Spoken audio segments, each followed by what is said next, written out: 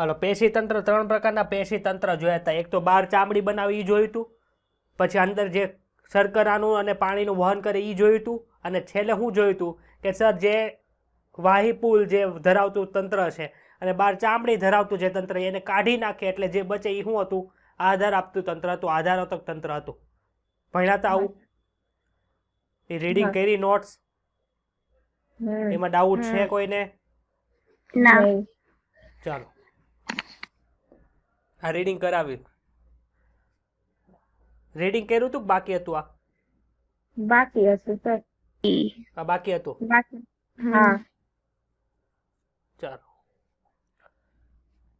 આમાં કાંઈ નથી વાંચવાનું જાતે. ચાલો, અધિસ્તરીય પેશી તંત્ર એટલે શું? તો કે સર બહાર ચામડી બનાવતા હતા.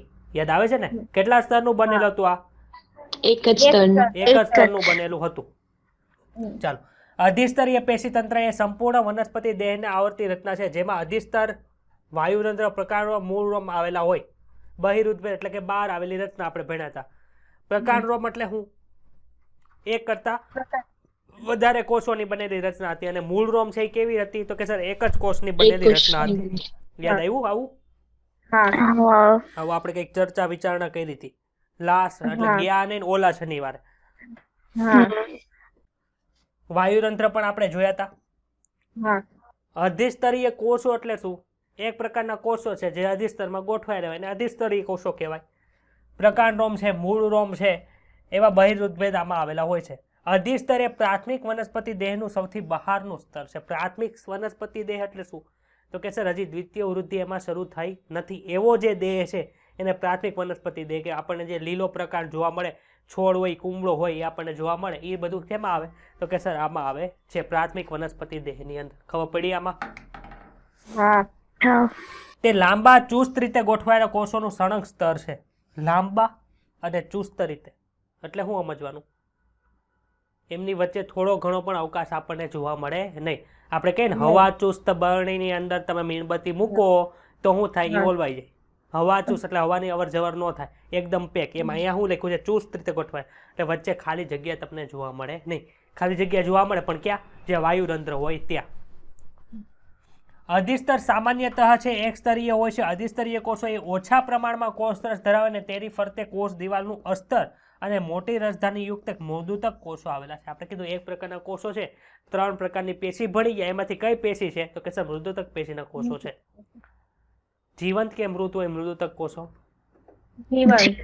જીવંત. અધિસ્તરની બહારની બાજુએ ઘણી વખત મીણયુક્ત જાડા સ્તર જોવા મળે છે જેને ક્યુટિકલ કહેવાય ને. એ કેવું કહેવાય? તો કે સર પાણીનો વ્યય અટકાવી દે છે. એટલે પાણીની અવર જવર પ્રકારના કોષોમાંથી પાણી બહાર ન આવી જાય એની માટે હોય. મૂળની અંદર ક્યુટિકલ આવેલું ન હોય, આપણે ભણ્યા હતા. મૂળમાં ક્યુટિકલ ગેરહાજર હોય છે. વાયુરંધ્ર એવી રચના હોય છે જે પર્ણના અધિસ્તરમાં કેવી હોય છે? હાજર હોય છે. આથી એને પર્ણરંધ્ર તરીકે પણ ઓળખવામાં આવે. પ્રકાંડના જે કોષો હોય એમાં પણ પ્રકાંડરંધ્ર આવેલા હોય છે, આપણે ભણશું. વાયુરંધ્ર છે બાષ્પોત્સર્જન અને વાયુની આપલે જેવી ક્રિયાઓનું નિયમન કરે છે. અને દ્વિદળી વનસ્પતિઓમાં દરેક વાયુરંધ્ર એ 2 વાલ આકારના કોષોનું હોય છે જેને રક્ષક કોષો કહેવાય. અને એની સાથે વાતરંધ્રીય છિદ્ર છે એ ઘેરાયેલું હોય. એનાથી કોનાથી? તો કે સર રક્ષક કોષોથી ઘેરાયેલું હોય છે. એક દળી વનસ્પતિઓમાં રક્ષક કોષો ડંબેલ આકારના હોય છે. કસરત કરવા ગયા હોય એટલે ડંબેલ એને જોવે. ઓલા લોકો તો શીલ્ડ બનાવે વાલ આકારનું, કિડની શેપનું. રક્ષક કોષોની બહારની દિવાલો કેવી હોય છે? પાતળી હોય છે. અને અંદરની દિવાલો કેવી હોય છે? જાડી હોય છે. શું કામે? તો કે સર જ્યારે એની અંદર પાણી ભરાયેલું હોય એટલે હવાની અવર જવર વચ્ચે કરવા માટે છિદ્રની રચના કરી હોય એટલે અંદરની દિવાલ છે જાડી હોય, બહારની દિવાલ કેવી હોય છે? પતલી હોય છે. રક્ષક કોષો હરિત કણો ધરાવે છે. જોયા હતા આપણે? દ્વિદળીમાં જોયા હતા કે એક દળીમાં જોયા હતા? દ્વિદળીમાં જોયા હતા. Very good. પર્ણરંધ્રની ઉઘાડ બંધ થવાની ક્રિયાનું નિયમન કરે છે. કોણ? રક્ષક કોષો. ક્યારેક રક્ષક કોષોના સાનિધ્યમાં એટલે કે એની આજુબાજુ રહેલા જે કોષો હોય છે એ અધિસ્તરીય કોષો તેમના આકાર અને કદમાં વિશિષ્ટ ક્રમ પામી જાય. આથી એને સહાયક કોષો કહેવાય છે. વાયુરંધ્ર, છિદ્ર, રક્ષક કોષો અને તેમની આસપાસના જે સહાયક કોષો એ ભેગા મળીને એક તંત્ર બનાવે છે. એને શું કહેવાય? વાયુરંધ્ર પ્રસાધન અથવા તો વાયુરંધ્ર તંત્ર તરીકે ઓળખવામાં આવે. ક્લિયર? ડાઉટ છે કાંઈ? નહીં. સમજાય છે બધાને? સંતોષ? આમાં માન કે એક્ઝામ નથી દેવાનું પણ પહેલા લેક્ચર તો તે જોયા છે ને? રેકોર્ડિંગ તો જોયું છે ને? લાઈવ લેક્ચરમાં નહોતો આવતો પણ હા આપણે કંઈક બીમાર હોય ને તો શું કરવાનું ખબર છે? એક સિમ્પલ લોજિક છે. આપણે છે ને વાંચવા બેસી જાવ એટલે બીમાર ઓટોમેટિક વહી જાય. મન પાસે એવા બધા હોય ને, મન કેવું હોય, મનને તમે ક્લેરિટી આપો ને તો એ કામમાં તમને મદદ કરે. નકર શું થાય? મદદ ન કરે, અવળું હાલે. મારે હુવું નથી તો મને ઊંઘ જ આવશે, ને મારે હુવું છે તો ઊંઘ નહીં આવે, એવું થાય. પણ ક્લેરિટી આપવાની, મારે 4 વાગે જાગવાનું છે, અત્યારે હુઈ જવાનું છે, તો પાછું હુઈ જાય.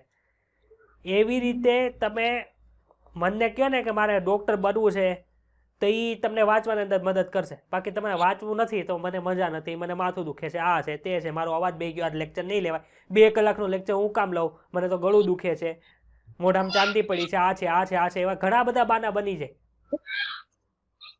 પછી તમારે ફોકસ કરતા શીખવું પડે ને એની માટેની જ નીટની એક્ઝામ છે.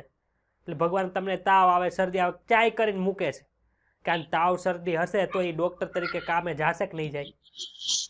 તમે કીધું સવારના 6 વાગે મારે ઓપરેશનની અંદર જવાનું છે, ઓપરેશન કરવા, અને મને ઊંઘ આવશે, હાલો 5 મિનિટ પછી જાઓ. એવું કરે છે કે અત્યારથી 5 વાગે 4 વાગે આપણે સુરભી ઉઠે 4 વાગે તો ઉઠી જાય. જો હા સર, ઉઠી જાઓ. 4 વાગે મમ્મી પાછો બોલે. બેસી જાય છે તો એ ડૉક્ટર બનીને મારો કાર્ડિયો થોરાસિક સર્જન બે સવારે 5 વાગ્યાની સર્જરી શેડ્યુલ કરી હશે ને તો સવારે 5 વાગે પોગી જાય.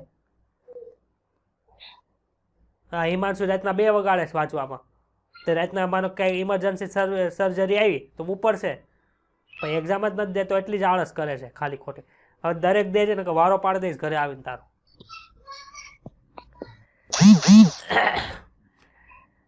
અધિસ્તરના કોષો ઘણા રોમ ધરાવે છે. 2 પ્રકારના રોમ છે, મૂળ રોમ છે અને બીજું કયું છે? પ્રકાંડ રોમ છે. મૂળ રોમ શું કરે? તો કે મૂળ રોમ એક કોષીય લંબાયેલા છે. એક કોષીય અને બહુકોષીય રોમની અંદર શું ફરક હોય એ આપણે ભણી ગયા છે. કોઈને કઈ ડાઉટ છે?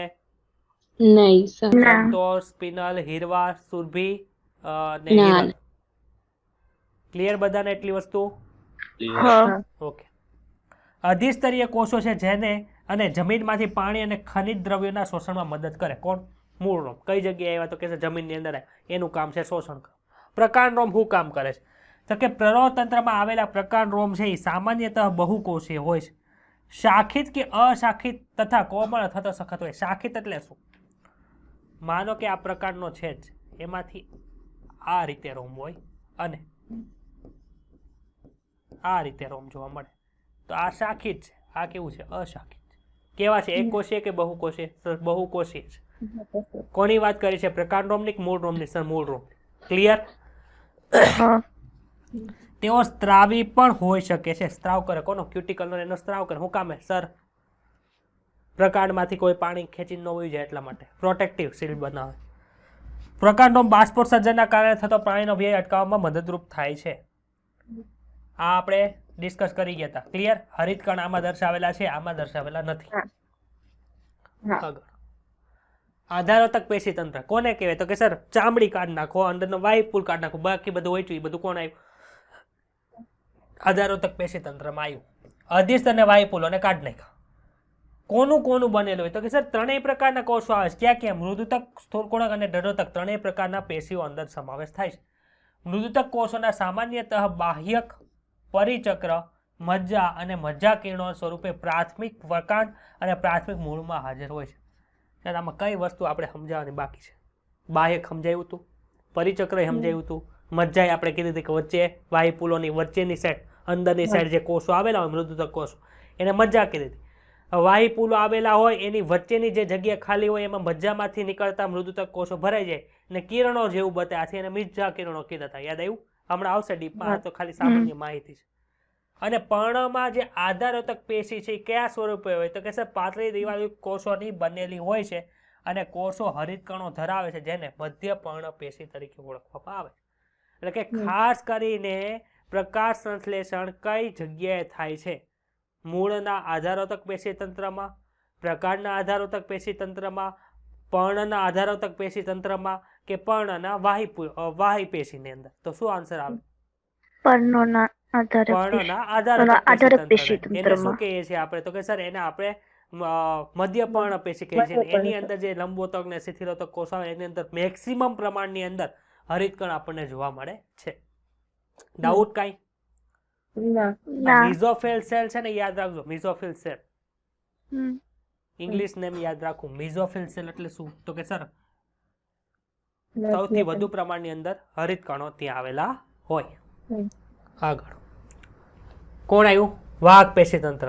ચાલો આ કયો કેવો આ વાહીપુલ કેવો છે? ખુલ્લો કે બંધ?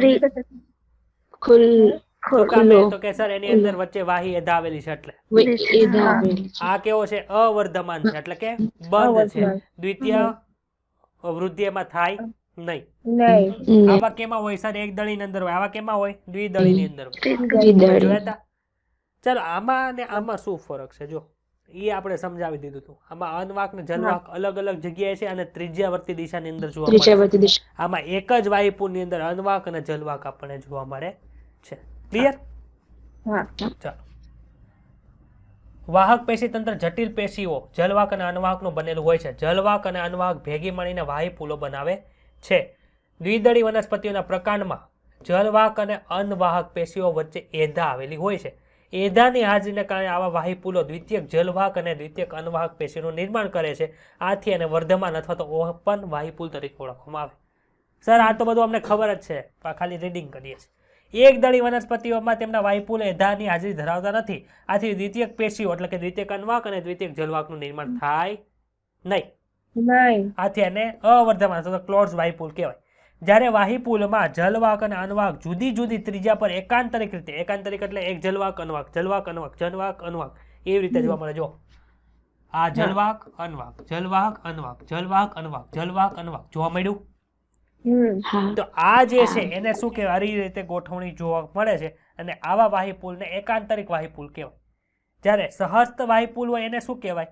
તો કે સર સહસ્ત પ્રકારના વાહીપુલમાં જલવાહક અને અનવાહક સંયુક્ત રીતે વાહીપુલની એક જ ત્રિજ્યા પર જોવા મળે. જો આ એક જ ત્રિજ્યા ઉપર જલવાહક અને અનવાહક છે. એક જ ત્રિજ્યા ઉપર જલવાહક અને અનવાહક છે. સમજાણું? આવા વાહીપુલો પ્રકાંડ અને પર્ણમાં સામાન્ય છે. સહસ્ત વાહીપુલો સામાન્ય ફક્ત જલવાહકની બહારની બાજુએ ગોઠવાયેલી અનવાહક ધરાવે છે. શું કહે છેલ્લી લાઈન? સહસ્ત વાહીપુલમાં શું જોવા મળે? ભાઈ આ કેવી રીતે હોય ખબર? આ એક વાહીપુલ આપણે આકૃતિમાં બતાવ્યું હતું. જો અંદરની બાજુએ છે પાણી છે એટલે અંદરની બાજુ હોય જલવાહક, બહારની બાજુએ અનવાહક. બરોબર? આ તો હું આ દોરું એક જ ત્રિજ્યા ઉપર છે કે નહીં? જલવાહક અનવાહક જો તો અંદરની બાજુએ કઈ જોવા મળી? બહારની બાજુએ અનવાહક. તો ઓલી લાઈન હતી સમજાણી કે ન સમજાણી? જો કઈ ગઈ લાઈન? જો આ લાઈન. સહસ્ત વાહીપુલમાં સામાન્યતઃ ફક્ત જલવાહકની બહારની બાજુએ ગોઠવાયેલી અનવાહક ધરાવે છે. જલવાહક અંદરની બાજુ, અનવાહક બહારની બાજુ. ઓકે, કોઈને કઈ ડાઉટ? હવે આપણે નવો ટોપિક સ્ટાર્ટ કરીએ. સર નવો ટોપિક કયો છે? તો કે સર આપણે 3 પેશી તંત્ર જોયા ને, હવે મૂળની અંદર જોવાના. સર આપણે તો આવૃત બીજધારી વનસ્પતિની વાત કરીએ તો આવૃત બીજધારી વનસ્પતિમાં 2 પ્રકાર આવે, 2 વર્ગ આવે, એક દળી અને દ્વિદળી. જો ખાલી દ્વિદળીની વાત કરીએ તો એક દળીને ખોટું લાગે, ખાલી એક દળીની વાત કરીએ તો દ્વિદળીને ખોટું લાગે. એટલે આપણે બેયનું કટ કરવાનું. એક દળીના મૂળ પ્રકાર પર્ણ, દ્વિદળીના મૂળ પ્રકાર પર્ણ જોવાના છે. પહેલા મૂળથી શરૂઆત કરી. કોનું મૂળ? તો કે સર દ્વિદળીનું મૂળ આપણે જોવાનું છે. ચાલો પહેલા કોની વાત કરવાની છે? દ્વિદળી મૂળની વાત કરવાની છે. ચાલો દ્વિદળી મૂળ કેવું બતાય? માનો કે તમે વાલ છે, વાલ એનો છોડ હતો ને એને ઉખેડી નાખ્યો. એનો ઉખેડી નાખ્યો એટલે જમીનની અંદર તો આપણને શું જોવા મળે? એને મૂળ જોવા મળે કે ન જોવા મળે? તો માનો કે આ મૂળ છે એનું. આ શું છે એનું મૂળ. આ મૂળને હું કટ કરી નાખું છું. કટ કરી નાખે એટલે આવું સર્કલ બતાય કે ન બતાય? હા સર આવું સર્કલ બતાવીને હવે આ સર્કલનો એટલો ભાગ કટ કરી નાખું. અહીંથી કટ કર્યું, અહીંથી કટ કર્યું અને એટલો ભાગ જે છે એટલો ભાગ એ હું માઇક્રોસ્કોપની અંદર જોઉં તો આવું બતાય. ખબર પડી આ ક્યાંથી ઉપાડી આવ્યા એટલો? કે નથી ખબર પડી? કોની વાત થાય છે અત્યારે? દ્વિદળીનું મૂળ. એટલે આમાં શેરડીનું મૂળ હાલે? દ્વિદળીનું મૂળમાં શું કામ નો હાલે ભાઈ? એક દળી છે. ચાલો ચાલો આ ભાગ એટલો કટ કર્યો ને અહીં મૂક્યો. માનો કે આંગળી છે એનો એટલો ભાગ કટ કરીને અહીં મૂકી દઉં, એવી રીતે આપણે મૂળનો એટલો ભાગ અહીં મૂક્યો છે. ચાલો બહારની બાજુએ જો આ અલગ કલરથી તમને બતાય છે અલગ કલરથી. હા કેટલા લેયરનું બનેલું છે અલગ કલર જો તો? એક જ લેયર છે જો, એક કલર ખાલી અલગ લેયરનો છે. હા તો બહારની બાજુએ હોય જે ચામડી બનાવે છે એને આપણે શું કહેતા હતા? અધિસ્તરીય તંત્ર કહેતા હતા. તો આ અધિસ્તરીય તંત્ર છે. કોનું અધિસ્તરીય તંત્ર છે? મૂળનું. તેને શું કહે? મૂલાધિસ્તર તરીકે ઓળખવામાં આવે. ક્લિયર? ચાલો અહીંયા શું જોવા મળે છે? મૂળ રોમ. મૂળ રોમ જો એક કોષીય જ છે. જો આ એક કોષ છે એ આમ લંબાડો બતાય છે બધાને. અધિસ્તર પૂરું થઈ ગયું. એટલે સૌથી બહારનું જે લેયર એક વાત કરતા તે પૂરું થયું. એની અંદરનું લેયર હોય એ કયું આવે? તો કે સર આધારોતક પેશી તંત્ર આવે. આધારોતક પેશી તંત્રની અંદર કોનો સમાવેશ થાય? તો કે સર આપણે જલવાહક અનુવાહક છે એને બાદ કરી નાખવાનું, બાકી બધું આવી કેમ આવે?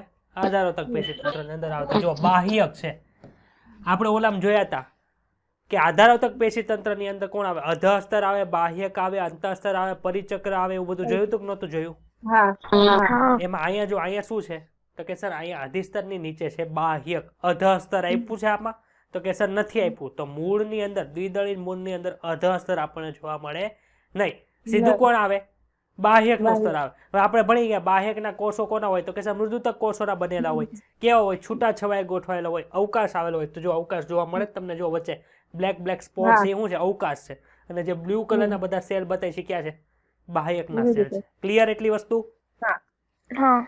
હવે અહીંયા સુધીના કોષો અલગ છે. જો અહીંથી કોષો અલગ થઈ ગયા. જો આકારે ચેન્જ થઈ ગયો. બધાના આકાર ચેન્જ થઈ ગયો. હવે એની નીચે તમે જુઓ તો EQ સ્તર જોવા મળે. તો કે સર એની અંદરની જગ્યાએ જે તમને જોવા મળે છે અંતઃસ્તર છે. અને અંતઃસ્તરની અંદરની બાજુએ આપણને પરિચક્ર જોવા મળે. અધઃસ્તર આમાં નથી. કોણ આવ્યું?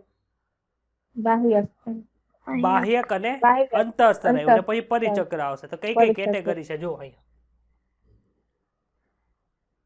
મૂળ પ્રકાર પર્ણોના પેશી આયોજનને સારી રીતે સમજવા માટે અંગોના પરિપક્વ પ્રદેશનો અનુપ્રસ્થ છેદ લીધો છે. નાનું હોય ત્યારની પરિપક્વ થઈ ગયા હોય એવો પ્રદેશ લીધો છે. દ્વિદળીના મૂળની વાત થાય છે. તો આપણે અહીંયા લીધું છે સૂર્યમુખી. સૂર્યમુખી કેમાં આવે છે? દ્વિદળીમાં. યાદ આવે? સૂર્યમુખી દ્વિદળીની અંદર આવે. પછી ઓલામાં એવું નહીં કહેતા સર તમે ખાલી કીધું કઠોળ છે એ જ આવે છે. સૂર્યમુખી કે એવું નથી. આઉટ ઓફ NCERT છે ભાઈ. આઉટ ઓફ NCERT નથી. આ ચેપ્ટરની અંદર લખ્યું છે દ્વિદળી મૂળ ને ન્યા પાછું લખ્યું છે સૂર્યમુખી. આથી સૂર્યમુખી દ્વિદળી વર્ગની અંદર આવે. અનુપ્રસ્થ છેદ એટલે આડો છેદ થાય. શું થાય? આડો છેદ. ટ્રાન્સવર્સ સેક્શન તરીકે ઓળખવામાં આવે. તમે ભણશો. MRI જોયું છે કોઈ? MRI સેક્શન જોયા જ બધાએ? CT સ્કેન જોયા છે? તેમાં બધા જે હોય ને ટ્રાન્સવર્સ માણસના આડા છેદ હોય. અહીંથી થોરેક્સ નો લીધો હોય તો અહીંથી કટકો મૂકે, ઉપરનો કટ હોય એનું ઉપરનો સેક્શન હોય, એની ઉપર સેક્શન હોય, એ રીતના સેક્શન હોય. પછી બ્રેનનું હોય તો બ્રેનના ઉપરથી શરૂઆત થાય તે આખો સેક્શન લઈ અને એટલા હોય. માનો કે 36 સ્લાઇડ હોય, તમારા મગજના અથવા તો તમારા ફેસના 36 કટકા કરના. ઉપરનો કટકો જોવે, પછી નીચેનો કટકો, એની નીચેનો જો. એના પછી કઈ ડેમેજ હોય ને એના આધારે ખબર પડે. માનો કે 6મી 7મી સ્લાઇડની અંદર કઈ ડેમેજ છે તો ત્યાં મગજનો કયો ભાગ આવે? તો કે સર ત્યાં મગજનો આ ભાગ આવે. ન્યા છે થોડુંક બ્લીડિંગ થયું છે અથવા તો ન્યા થોડુંક ક્લોટ થઈ ગયું છે બ્લડનું. એવી રીતે જોવામાં આવે. માનો કોઈને પેરાલિસિસ થઈ ગયો તેનું CT સ્કેન કરાવે અથવા તો MRI કરાવે. તો એમાં કેટલું MRI ની અંદર તો ડિટેલ રિપોર્ટ હોય. તેના આધારે ખબર પડે કે અહીંયા કેટલું બ્લીડિંગ છે, એટલે કે બહાર થઈ ગયું છે. જો ત્યાંની જે વેઇન હોય એ કટ થઈ ગયો ને બ્લડ બહાર આવવા મળે તો એને હેમરેજ કહેવાય. હેમરેજ નામ સાંભળ્યું છે? હેમરેજ થઈ ગયું એમ પડ્યા હેમરેજ થઈ ગયું. તો શું થઈ ગયું? ત્યાં બ્લડ વેસલ હોય ને એ ફાટી ગઈ ને બધું બ્લડ ક્યાં આવવા મળ્યું? મગજની અંદર બહારની બાજુ આવવા મળ્યું. આપણે તેવું ભણી ગયા બહારની બાજુ કઈ આવું ન જોવે. બધું બ્લડ છે એ ક્યાં ફરે છે? વંદાની જેમ ફરે કે અળસિયાની જેમ ફરે? હા, કેમ કે બંધ પરિવહન તંત્ર આપણે આવે, ખુલ્લું પરિવહન તંત્ર નો આવે. હિમાંશુ કયો શબ્દ બોલ્યો તો ત્યારે? તરબતોડ. કાંઈ હિમાંશુ યાદ રહી ગયું ને તને? આવે ચાલો એવી રીતનું આપણે હોય છે. હવે ડોક્ટરમાંથી પહેલા વનસ્પતિ શાસ્ત્રમાં આવી જાય, કેમ કે અત્યારે નીટ માટે આ જરૂરી છે. ચાલો, સૌથી બહારનું સ્તર મૂલાધિ સ્તર હોય. નામ કેવી રીતે પડ્યું? ખબર પડી? હા ઘણા હા, મૂલાધાર મૂળ- સ્તરીય કોષો છે એક કોષીય મૂળ રોમના સ્વરૂપમાં બહાર નીકળે છે. પછી અહીંયા અંતઃસ્તર આપણે અધઃસ્તર આવેલું નથી એટલે ડાયરેક્ટ કોની વાત થઈ? બાહ્યકની વાત. બાહ્યક એ આંતરકોષીય અવકાશયુક્ત પાતળી દિવાલ વાળા મૃદુતક કોષોના ઘણા બધા સ્તરોનું બનેલું હોય એટલે કે બહુસ્તરીય છે બાહ્યક આવેલું છે. આપણે જોયા હતા ને, એક સ્તર નથી, જો અધિસ્તરની જેમ એક સ્તર નથી, કેટલા બધા સ્તર છે. આખા આ બધા સ્તર આપણને જોવા મળી કોના છે? તો કે સર બાહ્યકના બાહ્યક. કોષોના છે. પછી બાહ્યકના સૌથી અંદરના સ્તરને શું કહેવાય? અંતઃસ્તર કહેવાય. તે કોઈ પણ આંતરકોષીય અવકાશ વિહીન પીપ આકારના કોષોનું એક જ સ્તર ધરાવે છે. પીપ આકારના કોષો, જો આ બાહ્યક આખું છે, એમાં જે ડાર્ક કલરથી દર્શાવ્યું છે એ આ બાહ્યકનું અંદરનું સ્તર થઈ ગયું. હવે જો અહીંયા આંતરકોષીય અવકાશ છે, બતાય તમને અહીંયા અહીંયા અહીંયા, પછી અહીંયા આપણને જોવા મળે. જો એટલે બાહ્યકના કોષો પોતાની કેરેક્ટરિસ્ટિક છે એ ચેન્જ કરતા જાય છે. અને છેલ્લે સૌથી અંદરનું સ્તર જ્યાં બન્યું ગ્રીન કલર જેવું, એમાં જો એક પણ અવકાશ નથી. બતાડો એક પણ અવકાશ, તો કે સર નથી. પીપ આકાર એટલે શું? પીપ આકાર એટલે શું? આ રીતનો આકાર હોય ને એને પીપ આકાર કહેવાય. સમજ પડી? બેરલ ટાઈપ છે. જો તમે પાણીનું ડ્રમ ભર્યું હોય, ડ્રમ ને બેરલ હોતે કહેવાય. ટાંકી, ટૂંકમાં આવી ટાંકી હોય કે ન હોય, એને બેરલ તરીકે પણ ઓળખવામાં આવે. તેની જેવા તમને કોષો જોવા મળે. મળે છે બધાને? તો બાહ્યકનું સૌથી અંદરનું સ્તર કોને કહેવાય? અંતઃસ્તર કહેવાય. હવે એક ખાસ કન્સેપ્ટ સમજવાનો છે. કયો કન્સેપ્ટ છે? જો આપણે બે વસ્તુ ભણ્યા હતા, ખબર છે? પાણીનું નિષ્ક્રિય વહન ને સક્રિય વહન. હવે જો અહીંથી શું થાય ખબર? પાણીનું શોષણ કોણ કરે ભાઈ? મૂળમાં મૂળ રોમ કરે. અહીંથી આવ્યું પાણી, અહીંથી આંતર અવકાશ બતાડો, આ દિવાલે દિવાલે વયું જાય. જો આમ આમ આમ આમ. તમે એક કોષ બ્રશ પટલનું છેદન કરે છે ભાઈ? માનો કે મેં અહીંયા એક કોષ ગોઠવો, અહીંયા કોષ ગોઠવો, અહીંયા કોષ ગોઠવો, અહીંયા તો વચ્ચે આંતર અવકાશ છે કે નથી? તો શું થાય? પાણી અહીંથી આમે જઈ શકે, અહીંથી આમે જઈ શકે, અહીંથી આમ થઈને આમ જઈ શકે. જઈ શકે ને? શું કામે? તો કે આંતરકોષીય અવકાશ છે. આવું જે પાણીનું વહન થાય એને અપદ્રવ્ય પદ તરીકે ઓળખવામાં આવે. એવું તમે 11મા ચેપ્ટરમાં ભણશો. હવે આંતરકોષીય અવકાશ અટકી ક્યાં ગયો? કયો તો મને. તો કે સર અહીંયા એક આંતરકોષીય અવકાશ નથી જોવા મળતો. પરંતુ સર આંતરકોષીય અવકાશ ન જોવા મળે તોય શું થઈ ગયું? કોષરસ પટલ વચ્ચે તો જગ્યા હોય જ. તે કોષરસ પટલ, એની ફરતે કોષ દિવાલ હોય, એની ફરતે થોડીક થોડીક જગ્યા હોય, ત્યાંથી પાણી પસાર થઈ જાય. પરંતુ અંતઃસ્તર છે ને, અંતઃસ્તર એની પાસે કેવું છે ખબર? આ એક કોષ, આ બીજો કોષ, આ ત્રીજો કોષ, આ ચોથો કોષ, આ રીતના કોષો જોવા મળે. અને એની દિવાલ વચ્ચે અહીંયા સિમેન્ટ લગાડી દીધી. હું લગાડી દીધું? અહીંયા બધે હું લગાડી છે? સિમેન્ટ લગાડી. હવે પાણીને અહીંથી આમ જવું હોય, આ એક કોષ છે, અહીંયા આખે આવી દિવાલ છે, અહીંયા એની દિવાલ છે, એવું આપણે લખીએ તો પાણીને અહીંથી આમ જવું હોય તો આ વચ્ચેના અવકાશમાંથી જઈએ કે પાણી? કયો તો મને. પાણીને ફરજિયાત કોને અંદર જવું પડે? કોષને છેદવો પડે. એટલે અપદ્રવ્ય પદ છે ને ક્યાં પૂરો થઈ જાય? તો કે અંતઃસ્તર પાસે થઈ જાય. અને સર આ સિમેન્ટ લગાડી છે એને શું કહેવાય? અહીંયા સિમેન્ટ લગાડી ને, વનસ્પતિની અંદર તો સિમેન્ટ ન હોય, તેને શું કહેવાય? તો કે સર એની અંદર કાસ્પેરિયન પટ્ટિકા, આખું જે પટ્ટી છે કાસ્પેરિયન પટ્ટિકા કહેવાય. ની સુબેરિન જેવા મીણયુક્ત પદાર્થની બનેલું હોય. આપણને ખબર છે મીણ છે પાણી કે માટે કેવું હોય? અપ્રવેશશીલ હોય. ખબર પડી? ડાઉટ છે? ઓકે, ચાલો. સર હા સર સ્થૂલન પણ હતું ને, એટલે આવું છે.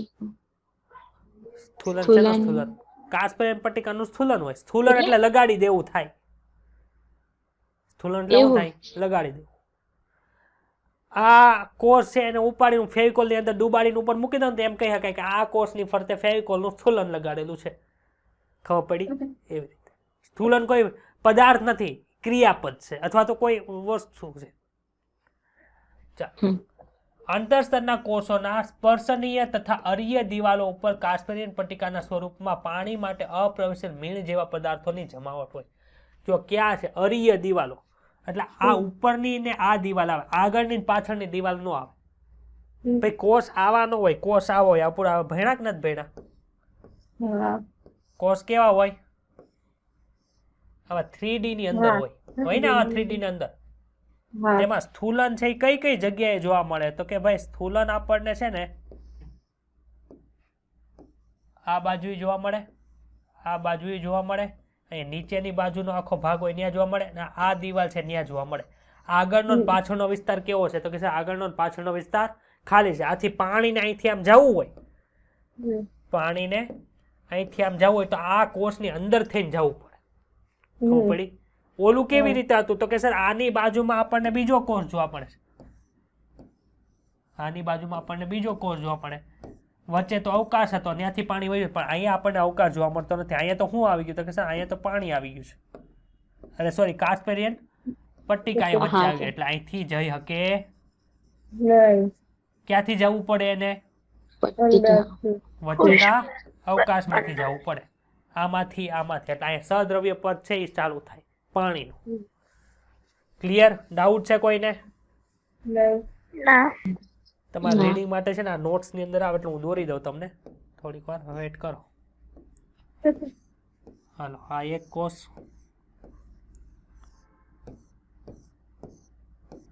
એની બાજુમાં બીજો કોષ,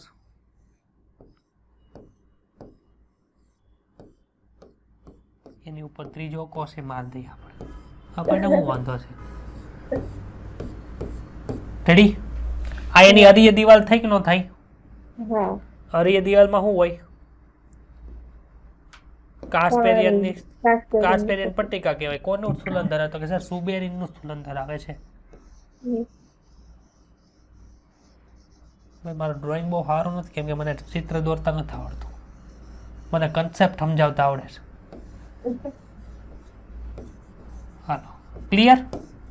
આજુબાજુની બધી દિવાલો કેવી થઈ ગઈ સર? અપ્રવેશશીલ થઈ ગઈ. આથી પાણી ક્યાંથી જાય? અરે પાણી કેમ આ જવું છે? તો કે આ કોષમાંથી વહી જાય ને, બહારથી આવવા મળશે નહીં, તરફ બહારથી નહીં જવા મળે. તારે જવું હોય તો અહીંથી અંદરથી જા, અહીંથી અહીંથી અહીંથી જશે. ક્લિયર? ચાલો, અંતર સ્તર પછી જાડી દિવાલ વાળા મૃદુતક કોષોના કેટલાક સ્તરો આવેલા હોય જે પરિચક્ર તરીકે ઓળખાય છે. પરિચક્રના આ કોષોમાંથી દ્વિતીય કૃતિ દરમિયાન પાર્શ્વીય મૂળ અને બાહ્યતાની ઉત્પત્તિ થાય છે. પરિચક્ર છે ક્યાં જોઈ લો પેલા. આ શું હતું? અંતઃસ્તર. બતાડું બધાને અંતઃસ્તર, જે ડાર્ક ગ્રીન કલર નું બતાય.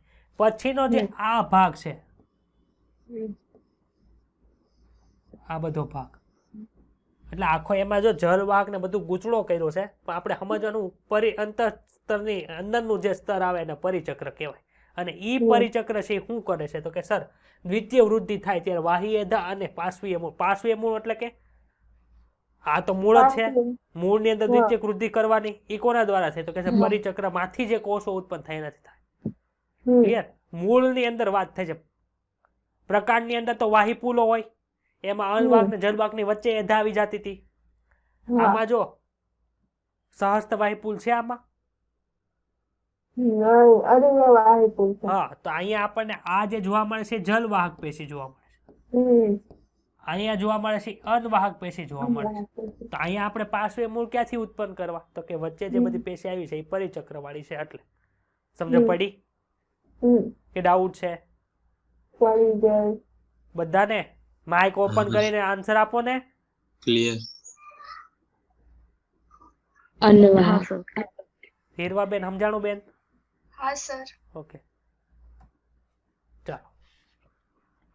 મજ્જા છે કઈ જગ્યાએ હોય ભાઈ? મજ્જા કયો તો મને, આમાં કઈ જગ્યાએ જોવા મળે? વચ્ચે. અહીં હશે મજ્જા, હશે ને? ચાલો, કેવી છે? નાની છે ને અસ્પષ્ટ છે. જલવાહક અને અનવાહક પેશી વચ્ચે વચ્ચે આવેલા મૃદુતક કોષોને સંયોગી પેશી તરીકે ઓળખવામાં આવે. એટલે કે આ જલવાહક છે, અનવાહક અહીંયા ખૂણે હોય. એની વચ્ચે વચ્ચે જે આપણને પેશી જોવા મળતી હશે એ બધી કઈ હશે? સંયોગી પેશી હશે. હા, તમને કન્ફ્યુઝન થાય પરિચક્ર અને સંયોગી પેશી ક્યાં ગઈ? તો સંયોગી પેશી કહેવાય દ્વિતીય વૃત્તિમાં. સમજાણું? સામાન્યતઃ 2 કે 4 જલવાહક અને અનવાહક જોવા મળે છે. ચાલો, આમાં કેટલી જલવાહક પેશી જો તો ચાર કઈ કઈ? 4 એક ઉપર નીચે આજુબાજુ એમ એમની બધાની વચ્ચે પાછી અનવાહક હોય.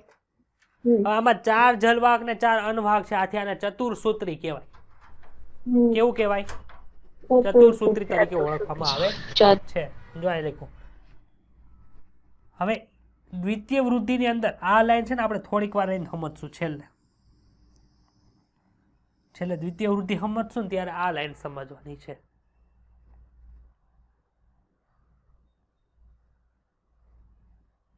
આમાં કોઈને કઈ ડાઉટ હોય તો બોલો. હાલો ને અત્યારે સંભળાવજો. અહીંયા આપણને શું જોવા મળતું હતું? જો અહીંયા આપણને શું જોવા મળતું હતું? અનવાહક. અનવાહક જોવા મળતી. અનવાહક સિવાય તે આપણને સંયોગી પેશી અથવા તો પરિચક્ર જોવા મળતું હતું. હવે પરિચક્ર છે એ દ્વિતીય વૃદ્ધિ દરમિયાન શું કરશે તો કે સર કોષ વિભાજન કરશે. આપણે છે ને એધાનું બનેલું એધાવલય આવશે અને અહીંયા પરિચક્ર દ્વારા બનતું પણ રિંગ આવશે આખી. આમાં એધાવલય આવશે. તો આમાં એધા આવી રીતે ગોઠવાયેલી હોય એટલે આખું આપણને એધાવલય છે ને છેલ્લે તમારા આ ચેપ્ટરની છેલ્લી આકૃતિ છે ને એમાં આવી રીતનું એધાવલય બતાવ્યું હશે છેલ્લે. એ આપણે ત્યારે ભણશું ત્યારે કહીશ. આજે જ ભણીને આ ચેપ્ટર પૂરું કરી દેવું છે. ચાલો. જલવાહક અને અનવાહક વચ્ચે એધાવલય વિકાસ પામે છે અને પરિચક્ર વાહિપુલો અને મજ્જા જેવી અંતઃસ્તરની અંદરની બાજુએ આવેલી બધી જ પેશીઓ છે મધ્યરમનું નિર્માણ કરે છે. તે પરિચક્ર અંતઃસ્તરની અંદરની બાજુએ જેટલું આવી ગયું ને એ બધાને શું કહેવાય? મધ્યરમ્ર તરીકે ઓળખવામાં આવે. મને લાગે છે અહીંથી કંઈક છે ને વયું ગયું હોય એવું. જો તો તમારા ટેક્સ્ટ બુક ની અંદર 1-2 પેરેગ્રાફ નથી આમાં.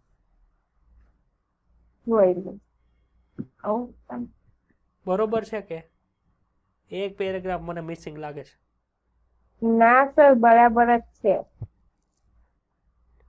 બરાબર જ છે. પાકું? હા સર, બરાબર જાય ટેક્સ્ટ બુક સર પાસ જ છે. બરાબર છે સર. તો આવી જે જલવાહકો એને શું કહેવાય? ચતુર્સૂત્રી કહેવાય. કેવી સૂત્રી? કેટલા સૂત્રો છે ભાઈ? ચતુર્સૂત્રી. ચાલો મને કયો. ચતુર્સૂત્રી આપણે પ્રાથમિક અનુદારું આદિદારું જોયું હતું, યાદ છે? હા. એના આધાર ઉપર બહિરારંભી અંતરારંભી જોયું હતું.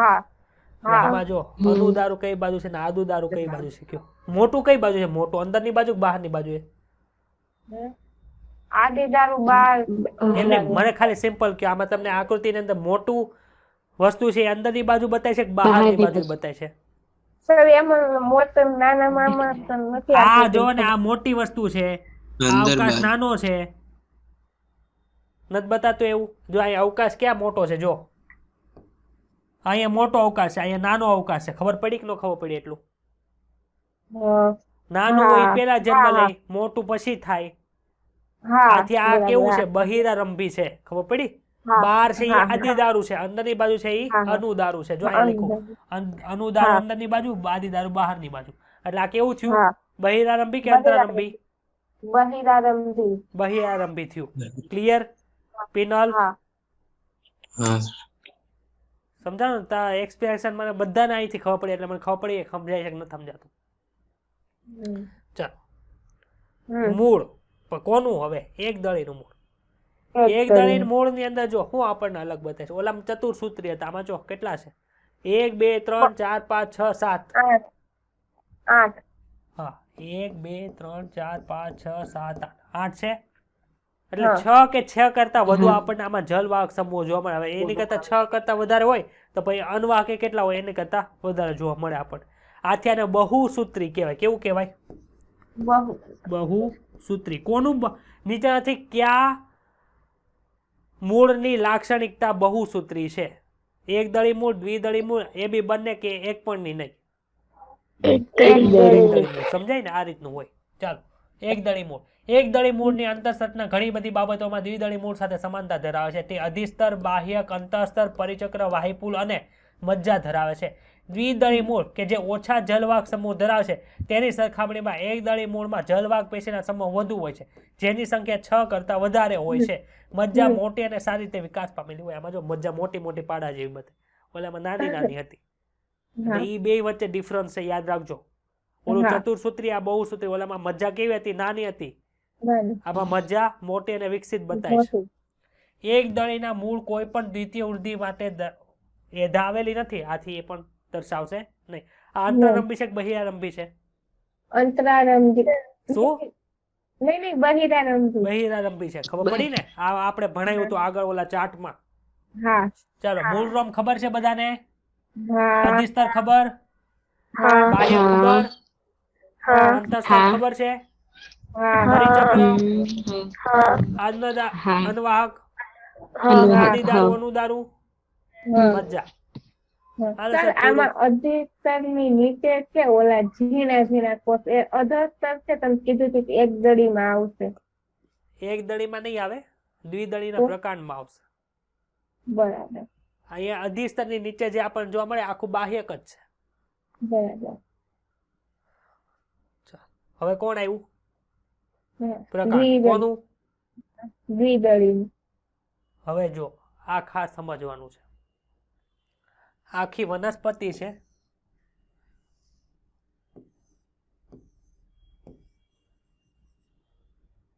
આમાં દ્વિતીય વૃદ્ધિ થયેલ નથી, એટલે એ આવી વનસ્પતિ ન હોય. એ આવી વનસ્પતિ હોય. પતલી પતલી છે ને, એ મોટું નથી થયું, નાનું નાનું છે. ક્લિયર? આને કટ કરી નાખીએ આપણે. તો આને કટ કરીને જે બતાય ને અહીંયા મૂક્યું છે. આને કટ કરો તો આખો ગોળાકાર ભાગ નીકળે. બતાય કે ન જો? બતાય ઉપરથી જોવો તો હા ઈ ભાગ અહીંયા દર્શાવેલો છે. તો જો અહીંયા બધા રોમ જોવા મળે છે. બતાય છે રોમ હા ક્યાં આવેલા છે? તો કે સર અધિસ્તર ઉપર આવે છે. આને અધિસ્તરીય રોમ કહે. પરંતુ અધિસ્તર કોનું છે? મૂળનું પ્રકારનું. એટલે પ્રકાર રોમ કહેવાય. હા હા, ચાલો, પ્રકાર રોમ કહેવાય. એટલે અધિસ્તરીય પેશી તંત્ર પૂરું થઈ ગયું. હવે ક્યાં પેશી તંત્ર બાકી રહ્યા? બે પેશી તંત્ર. ક્યાં ક્યાં? આધારો તો કને. હવે અહીંયા ઘણા બધા સ્તર છે, આપણે ડિટેલમાં ભણશું. પરંતુ અહીંયા વાહી પુલો જો અહીંયા જોવા મળે તમને. જો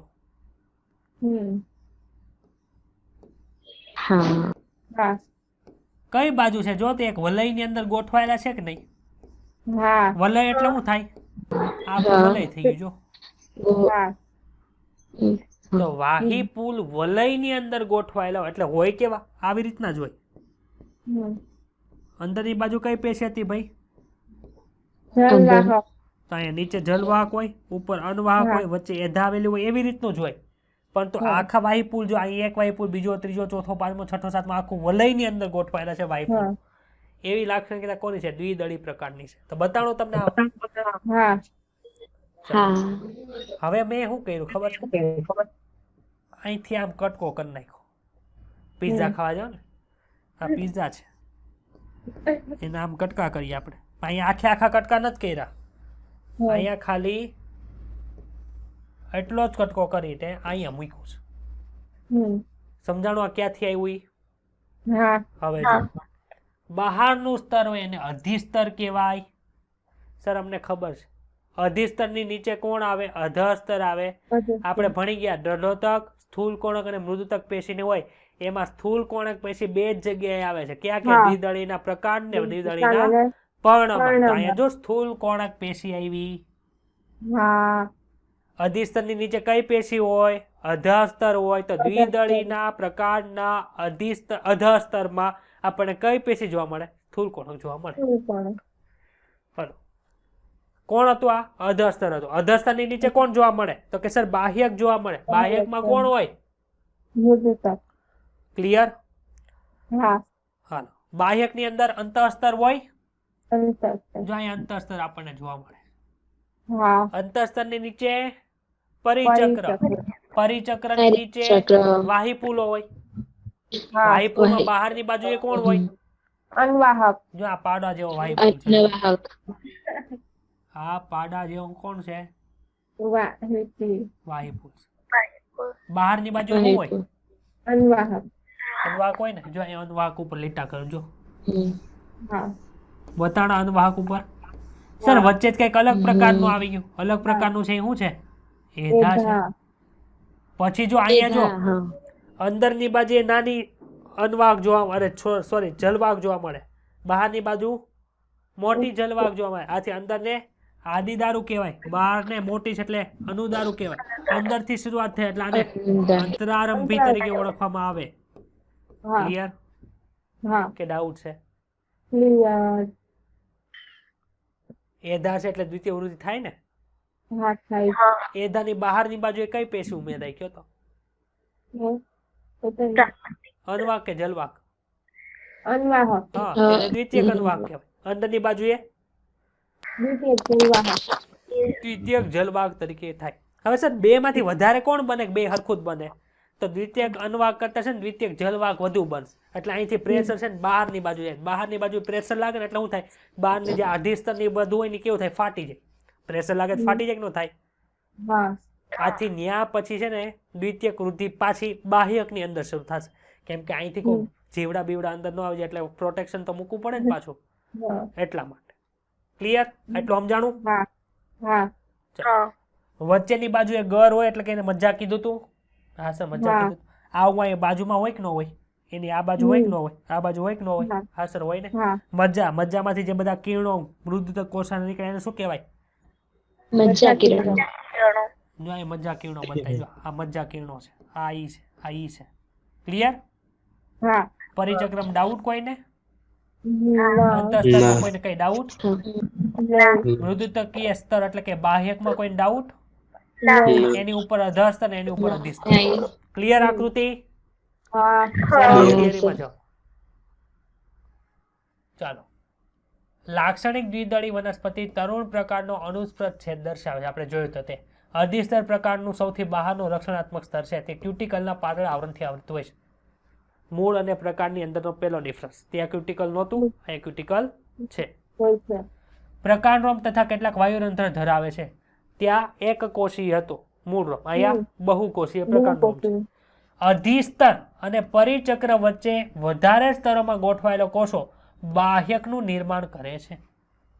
કોની કોની વચ્ચેના કોષો આવ્યા? અધિસ્તર એટલે સૌથી બહારનું સ્તર.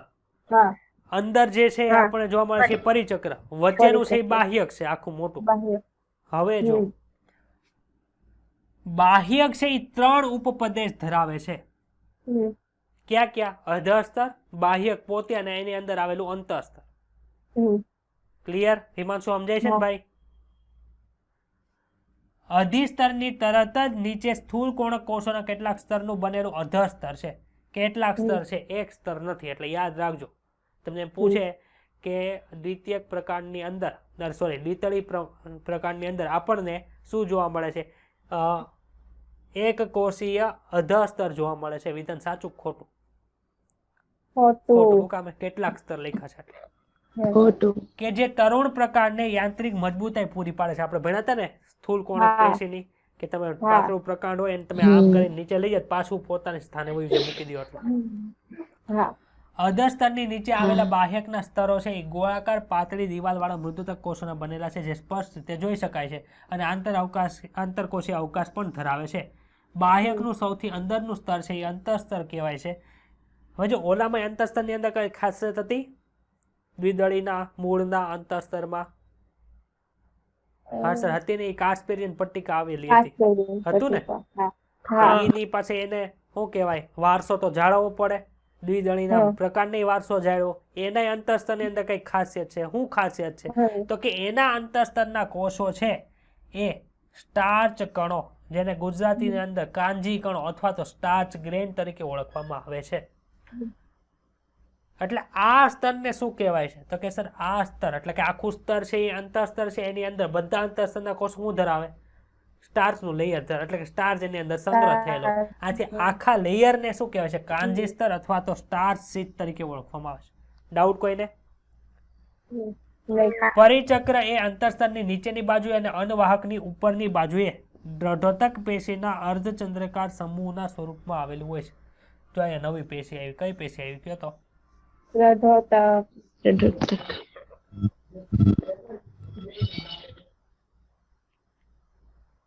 ચાલો પરિચક્ર છે જો અહીંયા અંતઃસ્તરની નીચે. તો આ કોષો કેવા હશે? દ્રઢોતક. જો તો અર્ધચંદ્રાકાર જેવું બતાય છે. હા અર્ધચંદ્રાકાર જેવું બતાવે છે. નથી બતાતો ને પેનલ બતાય છે?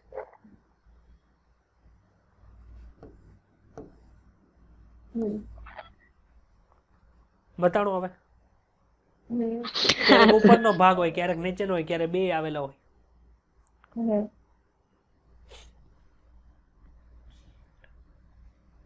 વાહી પુલોની વચ્ચે અરીય રીતે ગોઠવાયેલા મૃદુતક કોષોના કેટલાક સ્તરો આવેલા હોય છે જે પંજા કિરણો રચે છે. અરીય રીતે જોયા હતા આપણે કિરણો અરીય અરીય અરીય. કોણ બોલે છે? હિમાંશુ, કઈ ડાઉટ છે? ઓકે. વાહી પુલો મોટી સંખ્યામાં વલયમાં ગોઠવાયેલા છે. વાહી પુલોની વલયમાં ગોઠવણી એ દ્વિદળી પ્રકારની લાક્ષણિકતા છે. દરેક વાહી પુલ એ સહસ્ત અને વર્ધમાન અને અંતરારંભી આદિ દારૂયુક્ત છે. આમાં કઈ ડાઉટ? આગળનો સમજેલા હોય તો આમાં ખબર પડે. સમજાઈ ગયું ને બધું? કઈ કઈ લાક્ષણિકતા છે? પેલા તો સહસ્ત. સહસ્ત એટલે શું થાય? કે સર સહસ્ત એટલે થાય બંને એક વાહી પુલ ની અંદર હોય. એક જ વાહી પુલ. વર્ધમાન એટલે શું? સર વચ્ચે એધા આવેલી જે હોય. અંતરારંભી જલવાહક એટલે આદિ દારૂ અંદરની બાજુ હોય, અનુદારૂ બહારની બાજુ. 3 લાક્ષણિકતા છે. પ્રકારના કેન્દ્રસ્થ ભાગમાં વધુ આંતરકોષીય અવકાશયુક્ત ગોળાકાર મૃદુતક કોષો આવેલા હોય છે જે મજ્જાનું નિર્માણ કરે છે, એટલે કે જેને ગર તરીકે ઓળખવામાં આવે છે. સૌથી અઘરું આ દ્વિદળી પ્રકાંડ હતું. અઘરું લાગ્યું કઈ? 3 કોષો આમાં આવ્યા છે, યાદ રાખજો. સ્થૂલ કોણક, મૃદુતક તો બધામાં હતા, દઢોતક આવી ગયા. જો આમાં આપણને વલય આકારમાં બધા જોવા મળે છે વાહી પુલ. આમાં વાહી પુલો જો આડા આવડા આખા બધાની અંદર પ્રકારની અંદર ફેલાય ગયા, અંદર તે ને બાર તે. અંદર બધા આખે આખા વાહી પુલો છે કેવા છે? મોટા મોટા પાડા પાડા જેવા છે. બાર છે એ નાના નાના નાના જેવા છે. એવી લાક્ષણિકતા કોની છે? એક દળી પ્રકાંડ. ચાલો એક દળી પ્રકાંડ જો. એક દળી પ્રકાંડ એ દઢોતકી અધસ્તર ધરાવે છે. ઓલામાં અધસ્તર કોનું હતું? દ્વિદળી પ્રકારની અંદર અધસ્તર કોનું હતું? સ્થૂળ કોણક નું હતું. હવે આપણને ખબર છે સ્થૂળ કોણક છે એક દળી પ્રકારની અંદર આપણને જોવા મળતું નથી. આ વટ કરવા ગયો. ભાઈ તમે સ્થૂળ કોણક નો ધરાવો, તમે થોડા બીજા કોષ ધરાવો. અમે દઢોતક કોષ લઈ આવશું તો એ દઢોતક કોષ લઈ આવ્યો. ખપડી? મોટી સંખ્યામાં દઢોતકીય પુલ કંચુકથી આવૃત અને છૂટાછવાયા વાહી પુલ તથા મોટી સ્પષ્ટ મૃદુતક આધાર પેશી ધરાવે છે. એટલે આધારક પેશી. આધારક પેશી એટલે ખબર છે ને? હવે તો વાહી પુલો સહસ્ત અને અવર્ધમાન છે.